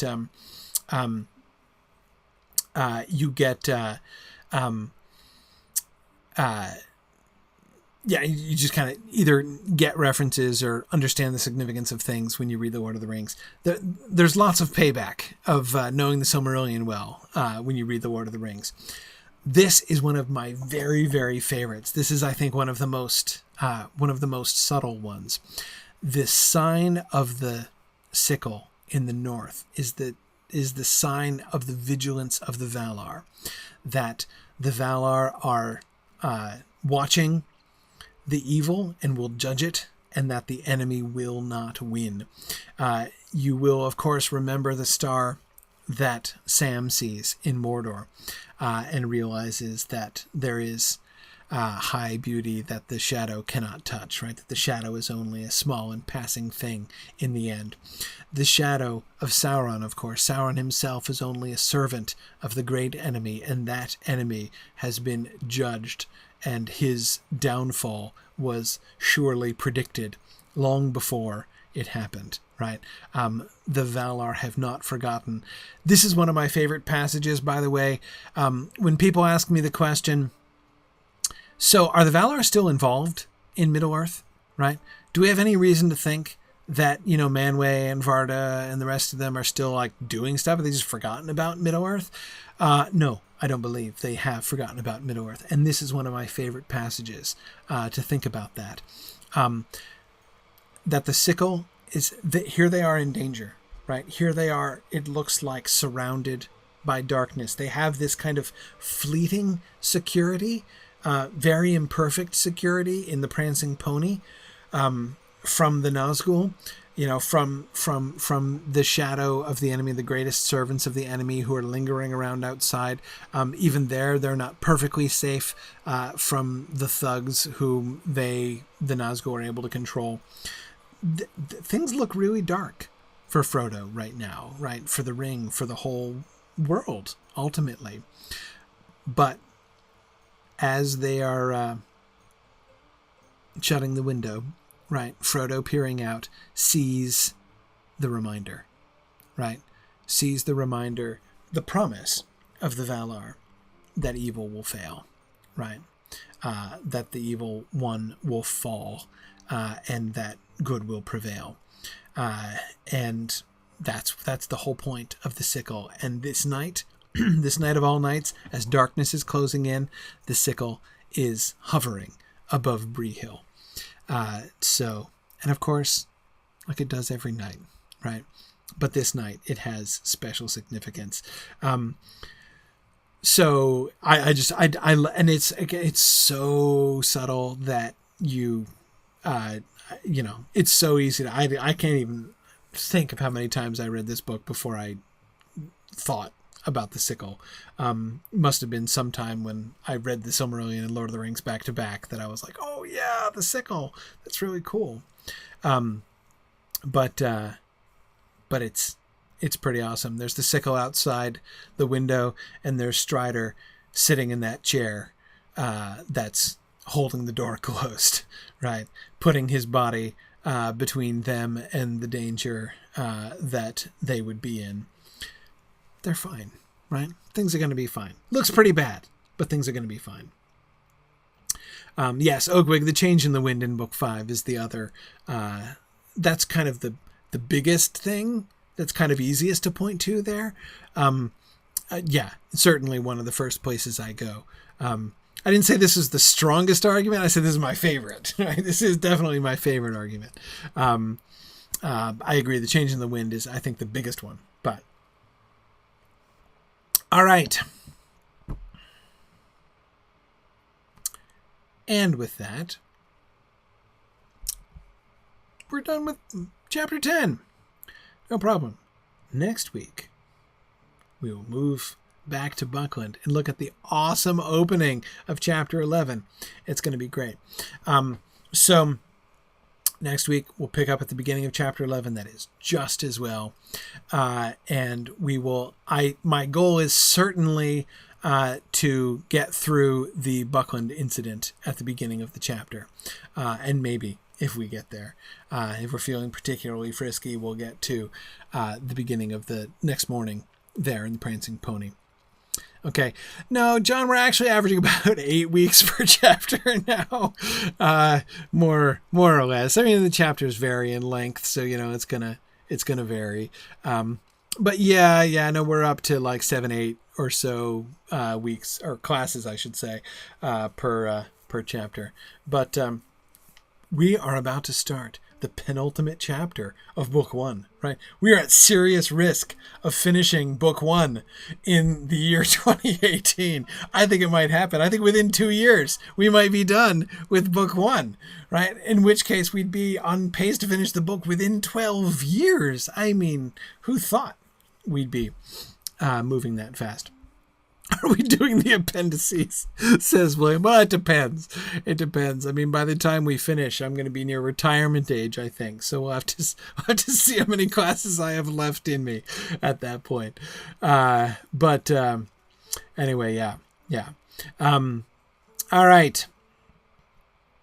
Okay. Oh, well, yeah, John, over the course of the whole book, right, we've done 61 sessions and we've finished 10 chapters. So, yeah, that is, 6.1 classes per chapter. But that average is thrown way off by the fact that we only did, 2 or 3 chapters on chapter 1. So the whole, it's not, I'm really thinking of really just the last, looking at the last 3 or 4 chapters.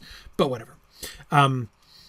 Yeah, the Council of Elrond, Matthew, that's going to be the real trick there. We'll see how long that one takes us. But it's all good. It's all good. All right. So with that, we're gonna end our book discussion for tonight. It's field trip time. So for those of you who want to join us on our field trip as we continue our exploration of Angmar, which is again really interesting. Look at one of the main things that has been my focus through the field trips of late has been looking at the kind of interpretation and adaptation, not just of the Lord of the Rings story, but of Middle-earth history, especially of Second and Third Age history, that has gone into sort of the planning and not just the storyline, but even the geography and the depiction of towns and cultures and things like that. The world building that they do in the Lord of the Rings online game. Some really fascinating reading of Tolkien's larger world and his broader texts there. So really interested to get back to Angmar and take another step in that. So we're on Landreval tonight for those of you who want to join us. And I'm going to say goodbye to the folks on Twitter, as I always do.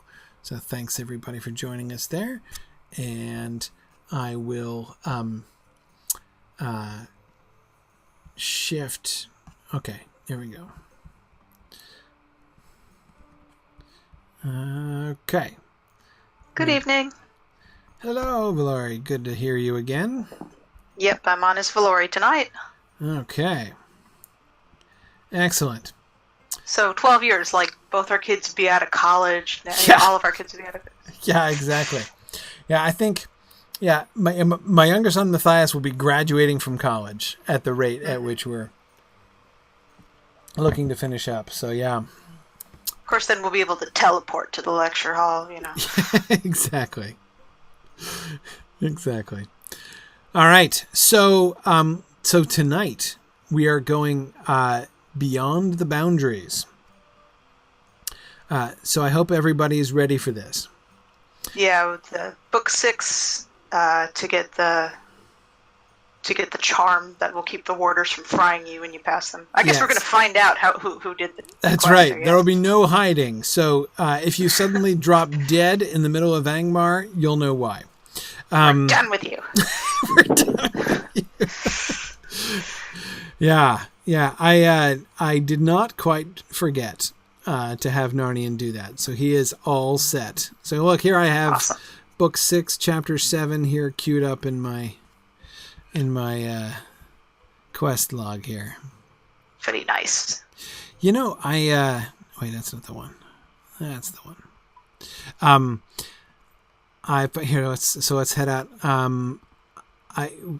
Same thing, I guess. We just go to Algair again and Algair. Yeah, and then we'll ride out. It's a lot easier during pollen season. Yeah, true.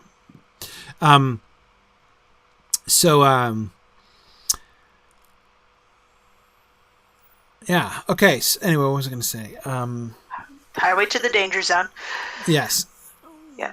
Soon, we will get to a point where we can actually quick travel to Gathfortnir, and travel out from there. I'm tempted just to skip straight to Gathfortnir so that we can travel from there in future. You got to get rep though, right? Well, that's the problem. I think we might. Yeah. Yeah. You and me have to pop on sometime, just kill a whole bunch of things, do a whole bunch of quests so we can get in there. Yeah, there may never be a fast way. But okay, so we're just going to go to Estildene and then travel from there as we've been.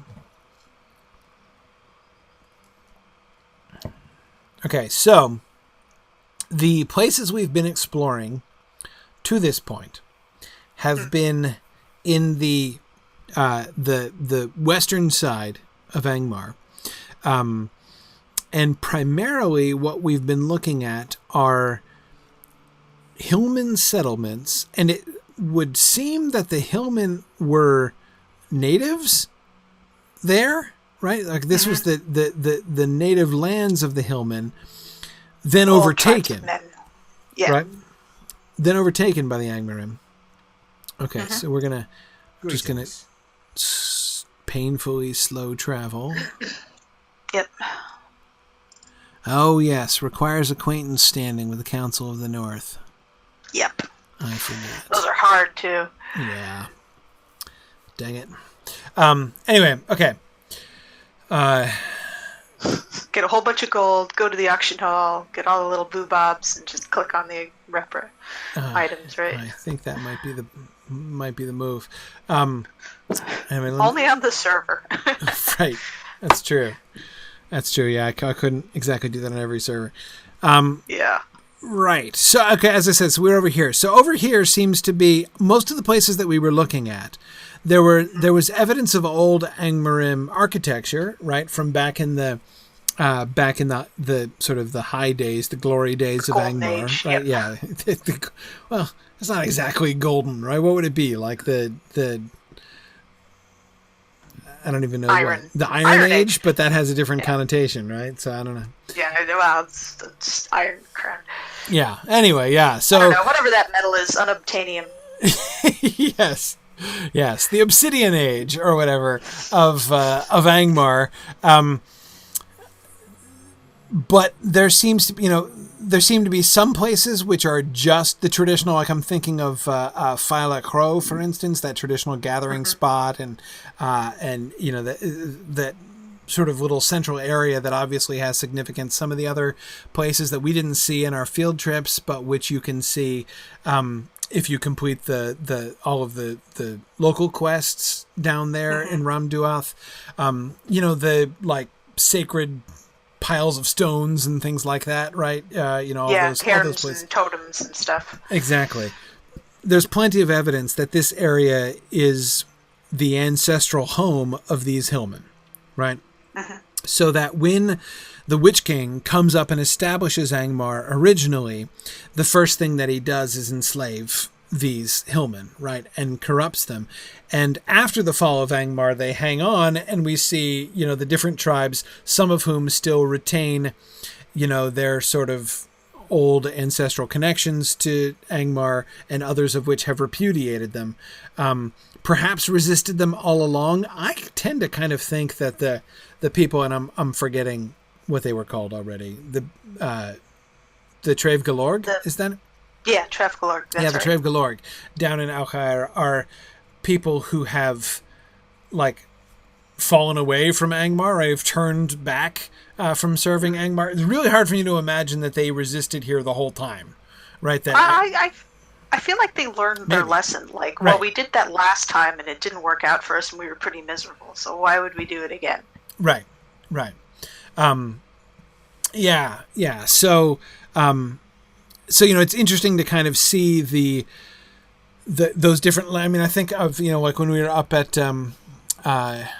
what's it called up here? This town that we were exploring with the different layers of architecture, and we were looking at the ways in which you could see, the old. Moorhill. Yeah. Where you could see the old, the different layers of. The old Angmarim stronghold, the newer buildings where the hillmen had moved in and occupied it after Angmar fell, and they took it over and made it their own place, and then Angmar has now reimposed its will upon them. And that was Fasach Falroyd or something like that. Yes, up there in Fasach Falroyd, yeah. So. Anyway, so it's really interesting to see the complexities of that, but all of that is over here. So all of this stuff that we've been looking at, this is like the primary Hillman region. We'll see some other stuff like it elsewhere, like when we get up to Himbar and we get to see, these are like the suburbs of Carndum itself. And even Carndum itself has some really kind of interesting features. But tonight, where I want to go is into this new region. I want to go down into Malanhad and over towards what's it called, Gabul Shathur, down in that direction is my goal for the evening. Okay. To see a settlement that is apart from. We'll get to see a bunch of different terrain, of course, and see some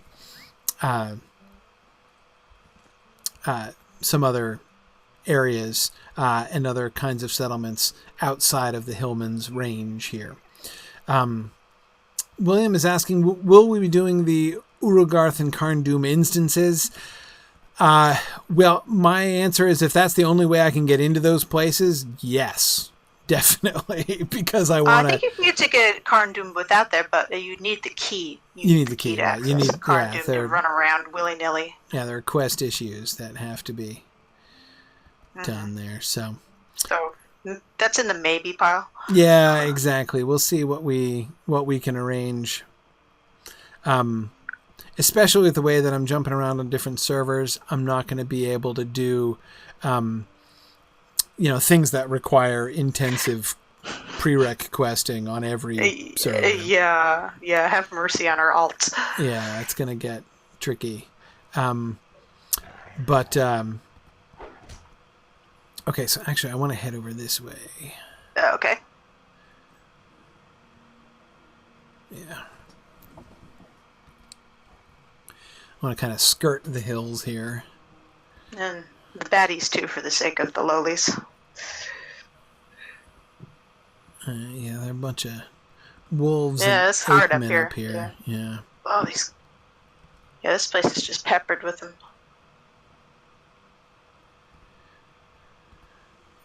How many low level folks do we have with us here tonight? Let's see. I'm not seeing any enemies kiting, so probably not too many. That's a good sign. All right. You get that big long trail. That's when you're in trouble. Yes. I do like generally that you can outdistance them eventually if you can get just past keep their range. Swimming. Yeah.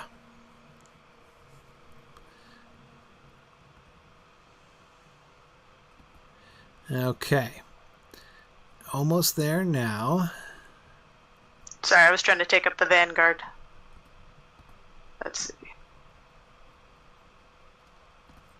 I was Narnian was riding his war steed for the first time earlier today. As I was doing the prereq quests, I was getting on my war steed and cruising out here. Oh, yeah. Okay. Let's pause here at the brink and... The war steeds, I always feel like you need to have a truck driving license in order to get those. Yeah. Yeah. Just to make sure you're licensed for heavy machinery. Okay. And a vehicle with wide turns. Yes, definitely. All right. Yeah, it looks like we're not kiting anybody, so that's good. All right. So this new area, so right there, right, just to the south of us, those are the settlements that we explored last time. Yep. Ending with and we can see it from here. Look at the great tree. Right, the great tree in the courtyard that we were looking at before. You can see from here. Oh, yeah, crazy. It's just huge, that tree. It was a ridiculously huge tree. Yeah. Anyway, so so you said this looked like it was an ocean floor. Well, that's what I'm trying to figure out. Because on the one hand, we can see, you look at this all around. Mm-hmm. I don't know. I mean, on the one hand, it looks like it could be. Like if you look at the north edges, right? Mm-hmm. And yeah, it definitely looks like mineral deposits, like a salt deposit. Right, going up the side of the mountain a little bit, right? As if this were... But it would, if it were a sea, it would be quite shallow. Like it's not very deep.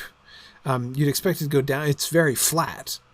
Maybe a lake, like a salt lake, maybe. Yeah, maybe a salt lake, because these things not the worms, but these look like hot springs and fumaroles and things. Like this one's actually steaming over here, right? Yeah. So this would have been not only a salt lake, but a hot lake, if it had been a lake. Which would is be useful in the north, except not here. Yeah, and you get the feeling the water in here would like sting your legs or something like that. Yeah, and it's funny. The thing that I always find so interesting, the water looks really kind of appealing. Like it's clear and bright blue, suspiciously blue when the sky is like as gray as the sky is, right? Like an over-chlorinated swimming pool. Yes, yeah.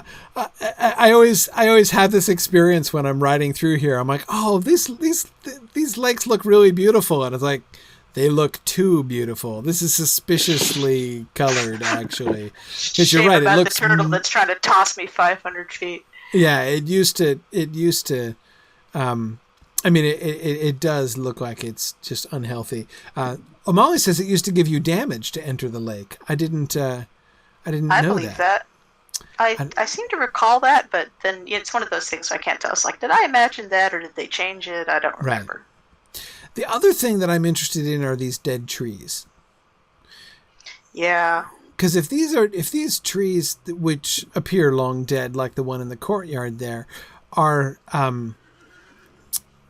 they look old, and so therefore, and they can't have been. I mean, I guess if they were in a lake, but maybe the lake's chemistry changed. Like maybe that's half of the problem. This would have been. It's sitting in another crater like that one up in the courtyard. Except this one is recessed rather than, and huge. Look, and it's steaming abscessed around the roots of it. Right? Yeah. Wow. Well, maybe this was something where the salinity changed and suddenly everything just sort of died and went barren. Yeah. Yeah. This might be like half petrified tree or something like that. Yeah. Certainly not alive right now. Right. Right. So it'd be pickled. It'd be pickled, yeah. So my question is, what are we supposed to understand about this? That is, again, thinking about, as we've talked about on and off on different occasions, as I've been thinking about, in my Grifoot stream, as I've been exploring Non-Kuranir recently, is this a desolation in the, like, Tolkienian, the desolation of evil sense, like the desolation of Smaug? That is, when I look at this, one of the primary question I keep asking myself is, was this once a, nice place which got ruined by the things that the Witch King did up here? Or was this always a rather nasty place that, the Witch King came and lived in because he was like, oh, it's nasty here. This is my kind of place. Like, did he make it nasty, or did he like it because it was nasty? Like, did evil change the land, or did the land attract evil? Exactly. Yeah, that kind of thing. It is a fair question. The trees here do suggest that at one point it was a place that welcomed life, and I don't know. The makeup here really does suggest that this was something that's been warped and thwarted in its purpose. Yeah, I agree. The trees are the thing that I had forgotten about. The trees, actually. I mean, I retained my memory of the startlingly blue water and the sort of disturbing kind of fungus-like fumaroles sticking up, and the turtles, which used to kick my butt on a regular basis. But other than that, and this one, I always want there to be something up here. Yeah, there's a couple of places like that where I'm just like, oh, does this lead somewhere? Is a path? Oh, it's nothing. Yeah, it's a path to... Like, what I think should really be here should be some, like, hideous trap. Like, this whole thing should be like a Venus flytrap, So, like, when you do ride up the path and stand here, it's like... Chewie, get us out of here! Exactly. Just like that. But anyway, yeah. So as I was saying, I remembered all those things, but I forgot the trees. I forgot those dead trees, which are definitely interesting. And they do that is of everything. They're the thing that do suggest to me most clearly that this was once growing and is now deadened. Blasted brine marsh. Yeah. It really does look salty. I mean, I can almost taste it just sort of riding through here. Just like it does. And of course, things like volcanic activity and stuff like that, is correlated. I mean, Mount Doom itself is a place that Sauron settled down in and made use of, right? And Mordor itself has presumably been altered and twisted. We know it has been altered and twisted to his design. Was it ever a thriving, green, lush, and growing place at some point in the ancient past? We don't know that for certain, but certainly only Marta knows. Right, it wasn't as bad as it has since become. Certainly, the effect of evil upon the land is a well-established thing in Tolkien's world. But then, of course, here, this line of statues which precipitate all the pre-game questing. I love the skeletons leading up to it. It reminds me of Never-Ending Story, where you're getting close to the Sphinx. Right. Yeah, so this, of course, the fact that this line of the statues, with the statues which kill everyone with despair, approaching it, certainly then it's really hard to avoid the conclusion, right, that this is a land that's been corrupted. That this is here the center of the evil. Yeah. And Emma Thorne, totally... Keep moving. You will pass out if you stay here. Oh, right. Okay. Keep moving. Emma Thorne, I totally died here first because, I always like exploring. So, yeah, I got totally carried away with exploring. And exploring, I was also dodging mobs because I was on level. So, I was weaving my way around to try to avoid as many of the red dots as possible. I was playing Wiggin. I was playing my Guardian, so I wasn't scared of them. I could take them, except it turned out several of the turtles at once. But yeah, I did just get here and I'm like, ooh, creepy statues. And of course, being me, I'm like, hey, let's go look at those really closely. So I ran right up to the statues and died. And I was like, oh, maybe I guess I should have done the quests first. Mine was, you reach that level 50 hunter master task thing where you have to get various items. And it's like, oh, you have to get all these items here. Well, I'll just pop on over. Oh, I'm dead. Yeah. Yep. So I don't know. I mean, again, I'm trying to sort of get a sense of what happened here and so here's the other alternative. Maybe this wasn't a sea, right? Or a lake that is dried up. Maybe this is just a place which was once a sort of lush, fertile valley, but has been twisted and, maybe even the bubbling up of the steams and the fumaroles from below the earth is one of the effects that, evil has had on the land here. And so that's where we get the lakes, which are now different, right, than they were. The trees still survive. Presumably there were other things that have long since rotten or calcified or whatever. I do think that, Jake, I haven't been to Yellowstone Park, but I know about Yellowstone Park. And that it does look kind of like this. I get that it doesn't just have to be blasted by evil in order to look this. Though, Jaques, I would ask you, in return, do you know for sure that Yellowstone Park is not the product of the land being blasted by evil? Maybe it was. Bears. Exactly. It's the bears. Exactly. But anyway, the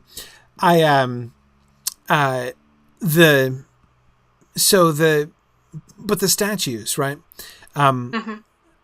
The statues, which are, as we have proven in the pre-quests, which led us all to be able to stand on this spot without dying, these are trapped fell spirits of the ancient world. Yeah. And recently put here too, by the look of it. Recently put here too. Yeah, exactly. And presumably now,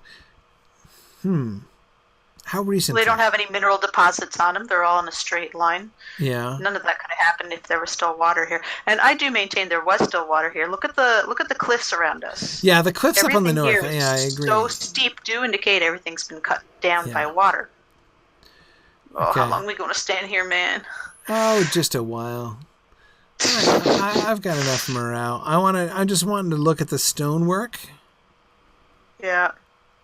Yeah, that top stone is not chipped. It's carved. Yep. It's not worn. It's roughly hewn like many other things. Oh, yeah. Here's a body that hasn't decomposed yet. Ooh, a fresh corpse? Fresh corpse. Wow. Well, fresher. Fresher, yeah. Okay. Of course, standing near it doesn't really help me to see when my entire screen my goes screen's getting fuzzy. narrower and narrower as the tread's taken over. Exactly. I'm an elf, so I get it worse, probably. Oh, yeah. The other thing that bothers me is the fact that there doesn't seem to be any really good water sources here, which you definitely need for civilization. Right. Well, which does sort of imply that this once was a good water location, which is why we have all the hillman settlements around here. And after the water was probably, polluted, right, either by spells or by physical activity. Though we kind of blew past. There was a goblin settlement out on the western side, right? Yeah. But I don't think we've seen any evidence of any. I'm not going back to the statues. I'm just trying to go south around these big old things. Yeah. We have seen water, but it's all been like brackish standing water. Probably not very good to drink. And what we also haven't seen are any ruins or any indication of any construction other than the statues themselves. Other than those statues, yep. Yeah.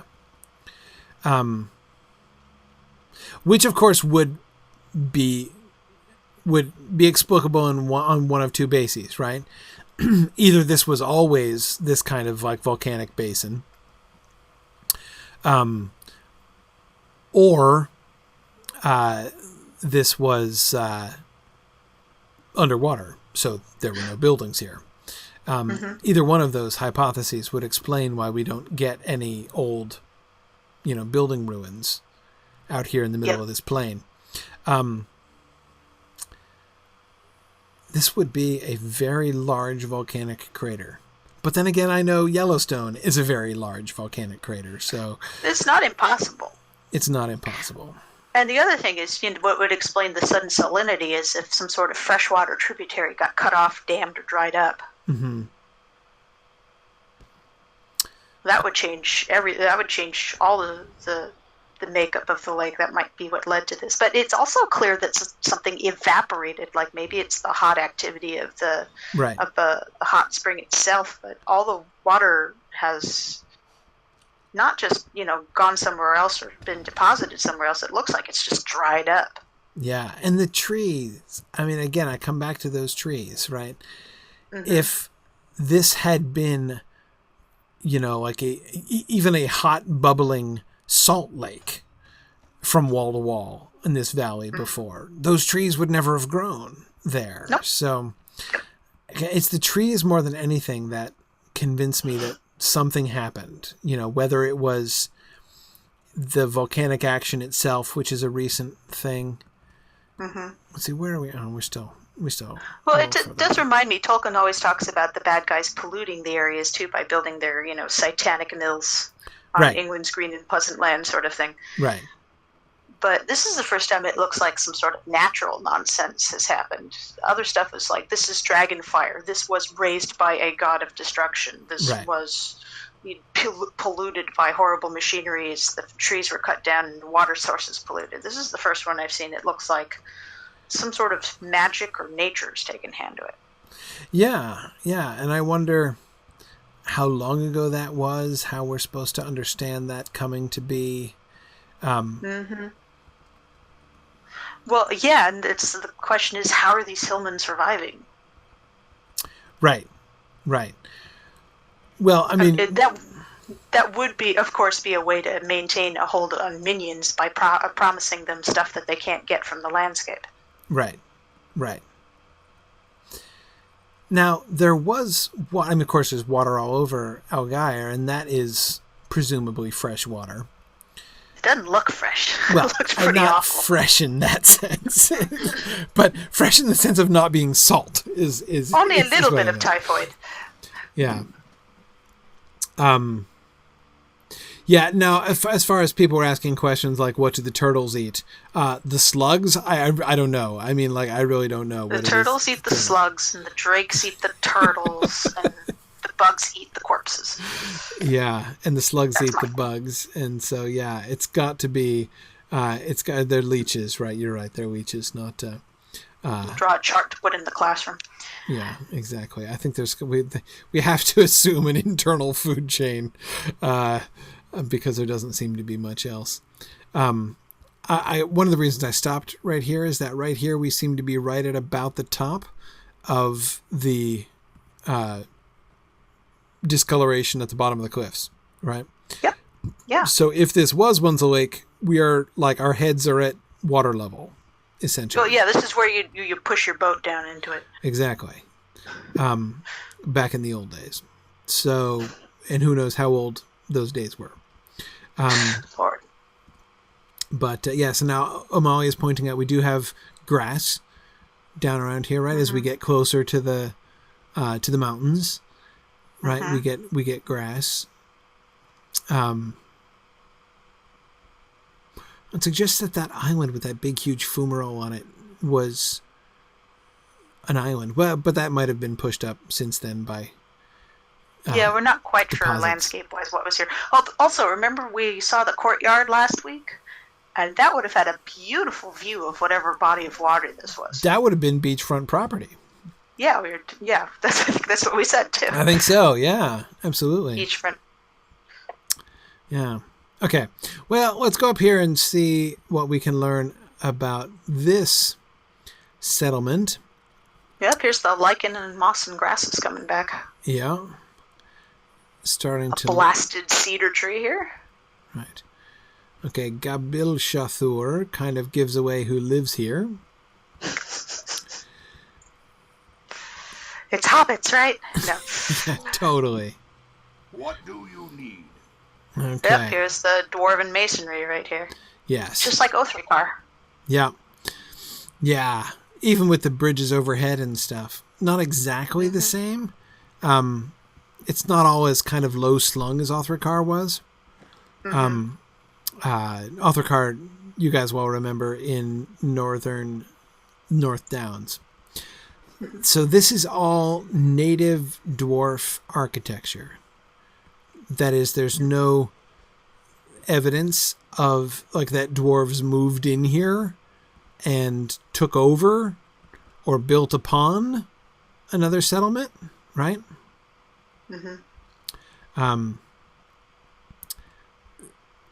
I don't see any architecture that looks like it was not dwarvish, right? Yeah. So this... Even these hexagon sidewalk tiles down here, the cobbles.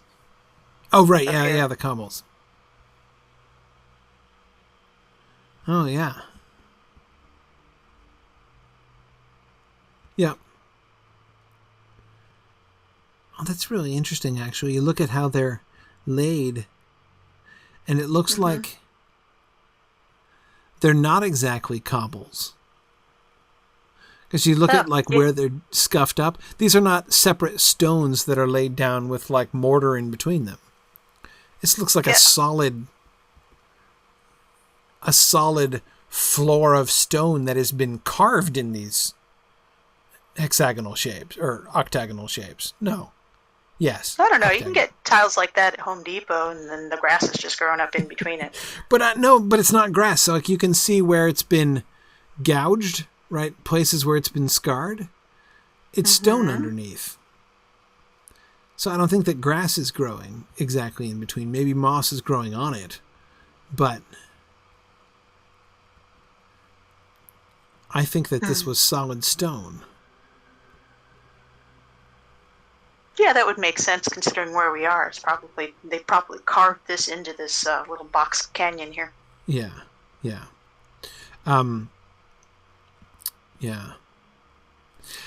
Right. So, Emma Thorne, you ask exactly the sensible question. Do the dwarves here predate the hillmen in the region? Well, it's a good question. On the one hand, they're obviously very isolated. Whether or not Malinhad here was a single large body of attractive water at some point in the past, or whether it was always a stinking volcanic crater. Cesspit. Yeah. It's, in either case, this settlement is firmly isolated from the land of the hillmen. Like the entire, the entirety of the Malinhad stretches in between them. So there wouldn't have been much spontaneous contact between the hillmen and the dwarves. No. Now we do have this whole mountain range, which we can't climb up and which serves as the southern boundary of Malinhad, but which would, of course, not have been an impediment to the dwarves tunneling around in it. This is probably where they came out at some point. Exactly. Which leads me to say, okay, what we need is to zoom out because we need to see where we are in the larger dwarf mountain range. Yeah, I was just doing that. So we're here. Mountains-ish. So I'm going out to now looking at the whole map of Middle-earth. And so we've got Moria down here following the Misty Mountains up. Angmar is just to the sort of, east the west side of the Misty. So up here where they turn, Mount Gundabad is right at the top of the Misty Mountains, where then they connect with this range that extends off to the east, the northern part of Rovanian off towards the Iron Hills. So Mount Gundabad is right there. Angmar is over here south of Forodwaith and, up around these northern mountains. So again, if we go back to the Eriador map and look at this right, here's the Misty Mountains. The Eriador map is, of course, to a kind of a different scale. The Misty Mountains look sort of much stumpier. That is shorter north to south than the distance from, say, Rivendell to Nankuranir is not at all to scale. Like, it looks like the Shire is twice as far from Rivendell as Rivendell is from Isengard, which is just not true. Yeah. However,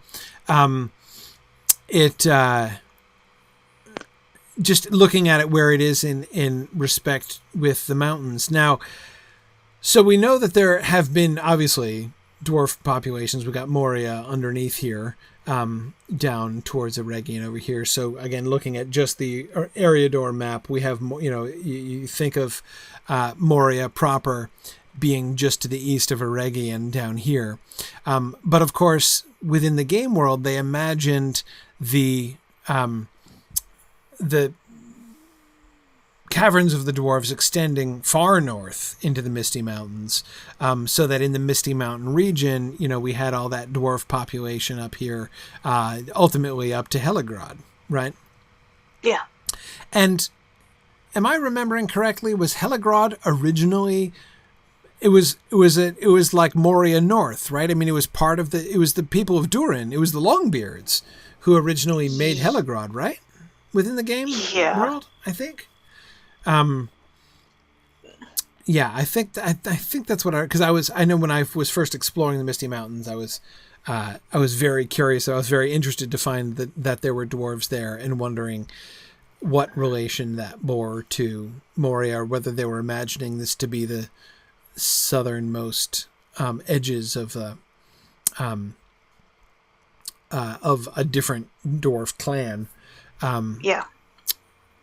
You will remember, was it here? Yes, it was. When we did Forakel, we were looking around Forakel, and we were looking at not only the dwarvish settlement at Ziegelgrund in Forakel, but even more interestingly, the ruins that we saw way up in the north of Kuru Lairi, on the western side of the bay, which seemed to be remnants of dwarf architecture from before the breaking of the world, from before the sinking of Beleriand, because that's the Blue Mountains, like the northern branches of the old Blue Mountains, where great dwarf settlements were, of which Nogrod and Belagost were the capitals. Yeah. So, anyway, my point is that there's lots of reasons to think there's lots of reasons not to be surprised that, as you said, dwarves came out of the mountains here, right, in this spot. And given how ancient are the dwarf settlements throughout the Misty Mountains, and even more so over in the Blue Mountains and way up in the north here, dating from before, the end of the First Age of the Sun, we know that, anyway, there's no reason to be surprised to find random dwarf settlements. And I kind of like the fact that the Lotro folks have availed themselves of the opportunity to bring in like random dwarf settlements, and like basically anywhere where there's mountains, you might come across dwarves. Yeah, no, it makes perfect sense. And it's kind of fun just to see that, oh, you're here. Oh, of course, why not? Why wouldn't we be?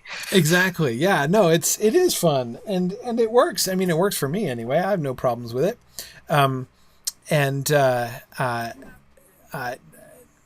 it does give them fun opportunities to introduce dwarf elements and storylines in many of the different areas where you would not otherwise expect to find them. And in a place like Angmar, you need that kind of levity after a while. Yes. I was very surprised, and quite pleasantly surprised, to find this charming, attractive little dwarf, colony here in the middle of Angmar. Outpost. This is like the last stop on the line that nobody uses on the train, I'm sure. Yeah. Now, placing it historically, I don't remember if we get any, like, what kind of in-game backstory we get about how long these dwarves have been here. On the one hand, it's obviously not like brand new. I mean, this wasn't built in a day. So obviously they've been here for some little time. It's hard for me to imagine that it was meant to be very recent, because why would they do it? I mean, talk about the middle of nowhere, right? I mean, also heading into trouble where you don't need to. I'm not sure any mineral deposits would be worth this kind of attention. Right. Well, on the one hand, you could imagine dwarves, if there were enough minerals here, you could imagine dwarves daring it despite the fact that it was imprudent. But yeah, okay. Oh, hang on a second. We've got some deed text. William has texted here. So, okay, hang on. The dwarf mining outpost of Gabo Shathur was unwisely founded. Okay, right, good. Unwisely founded shortly before the recent revival of the powers of Angmar. Okay. Now these poor souls are trapped, holding out against hope that they can survive and be rescued before the fist of Angmar falls upon them. Okay. So it calls it a mining outpost. Okay, no, that makes sense. That makes sense then. What wouldn't make sense is a trade outpost, because they have no access to anybody. I mean, the only people with whom they could trade before the Angmarim revival up here would be the hillmen, and they came out in the wrong spot if they were wanting to trade with the hillmen. There are plenty of mountains out of which they could have emerged, much closer to Alkire or any of them, right? If they had wanted to. So this would have been a terrible trade outpost, but a mining outpost, that makes sense. Mm-hmm. So it's a mining outpost built within the last few centuries. Okay, sure. That makes sense to me. Hey, is this the dude I was supposed to find? Hey, look, I can turn in my quest. So it looks like there actually are quite a few gemstones that do grow in salt deposits. I can believe this. I can believe this. Okay, so here we have dwarves drawn here by the hope of profit, but Paradox, now they're in trouble mostly. Because now the Angmar has arisen again, and they could be in difficulties. Boomful says the first 3 outposts sank into the toxic swamp. Third one fell down, burnt down, fell over, then sank into the swamp. The 4th one. Yeah. Well, architecture style, I mean, I think we could date this to the same period as Othrakar would have been built, though. Yes, I think it does look like Othrakar, much more like Othrakar than, certainly than Moria. Mm-hmm. And Othrakar was also weird because there didn't seem to be any immediate shelters. Everyone was just sort of, outdoors the whole time. While the mines were the things that were locked under. This one looks like there's more room to spare. Right. Are there mines? Are these mines? I think we're supposed to believe they are. Mines? Right, I know we can't go down. I mean, it goes right into the rock face.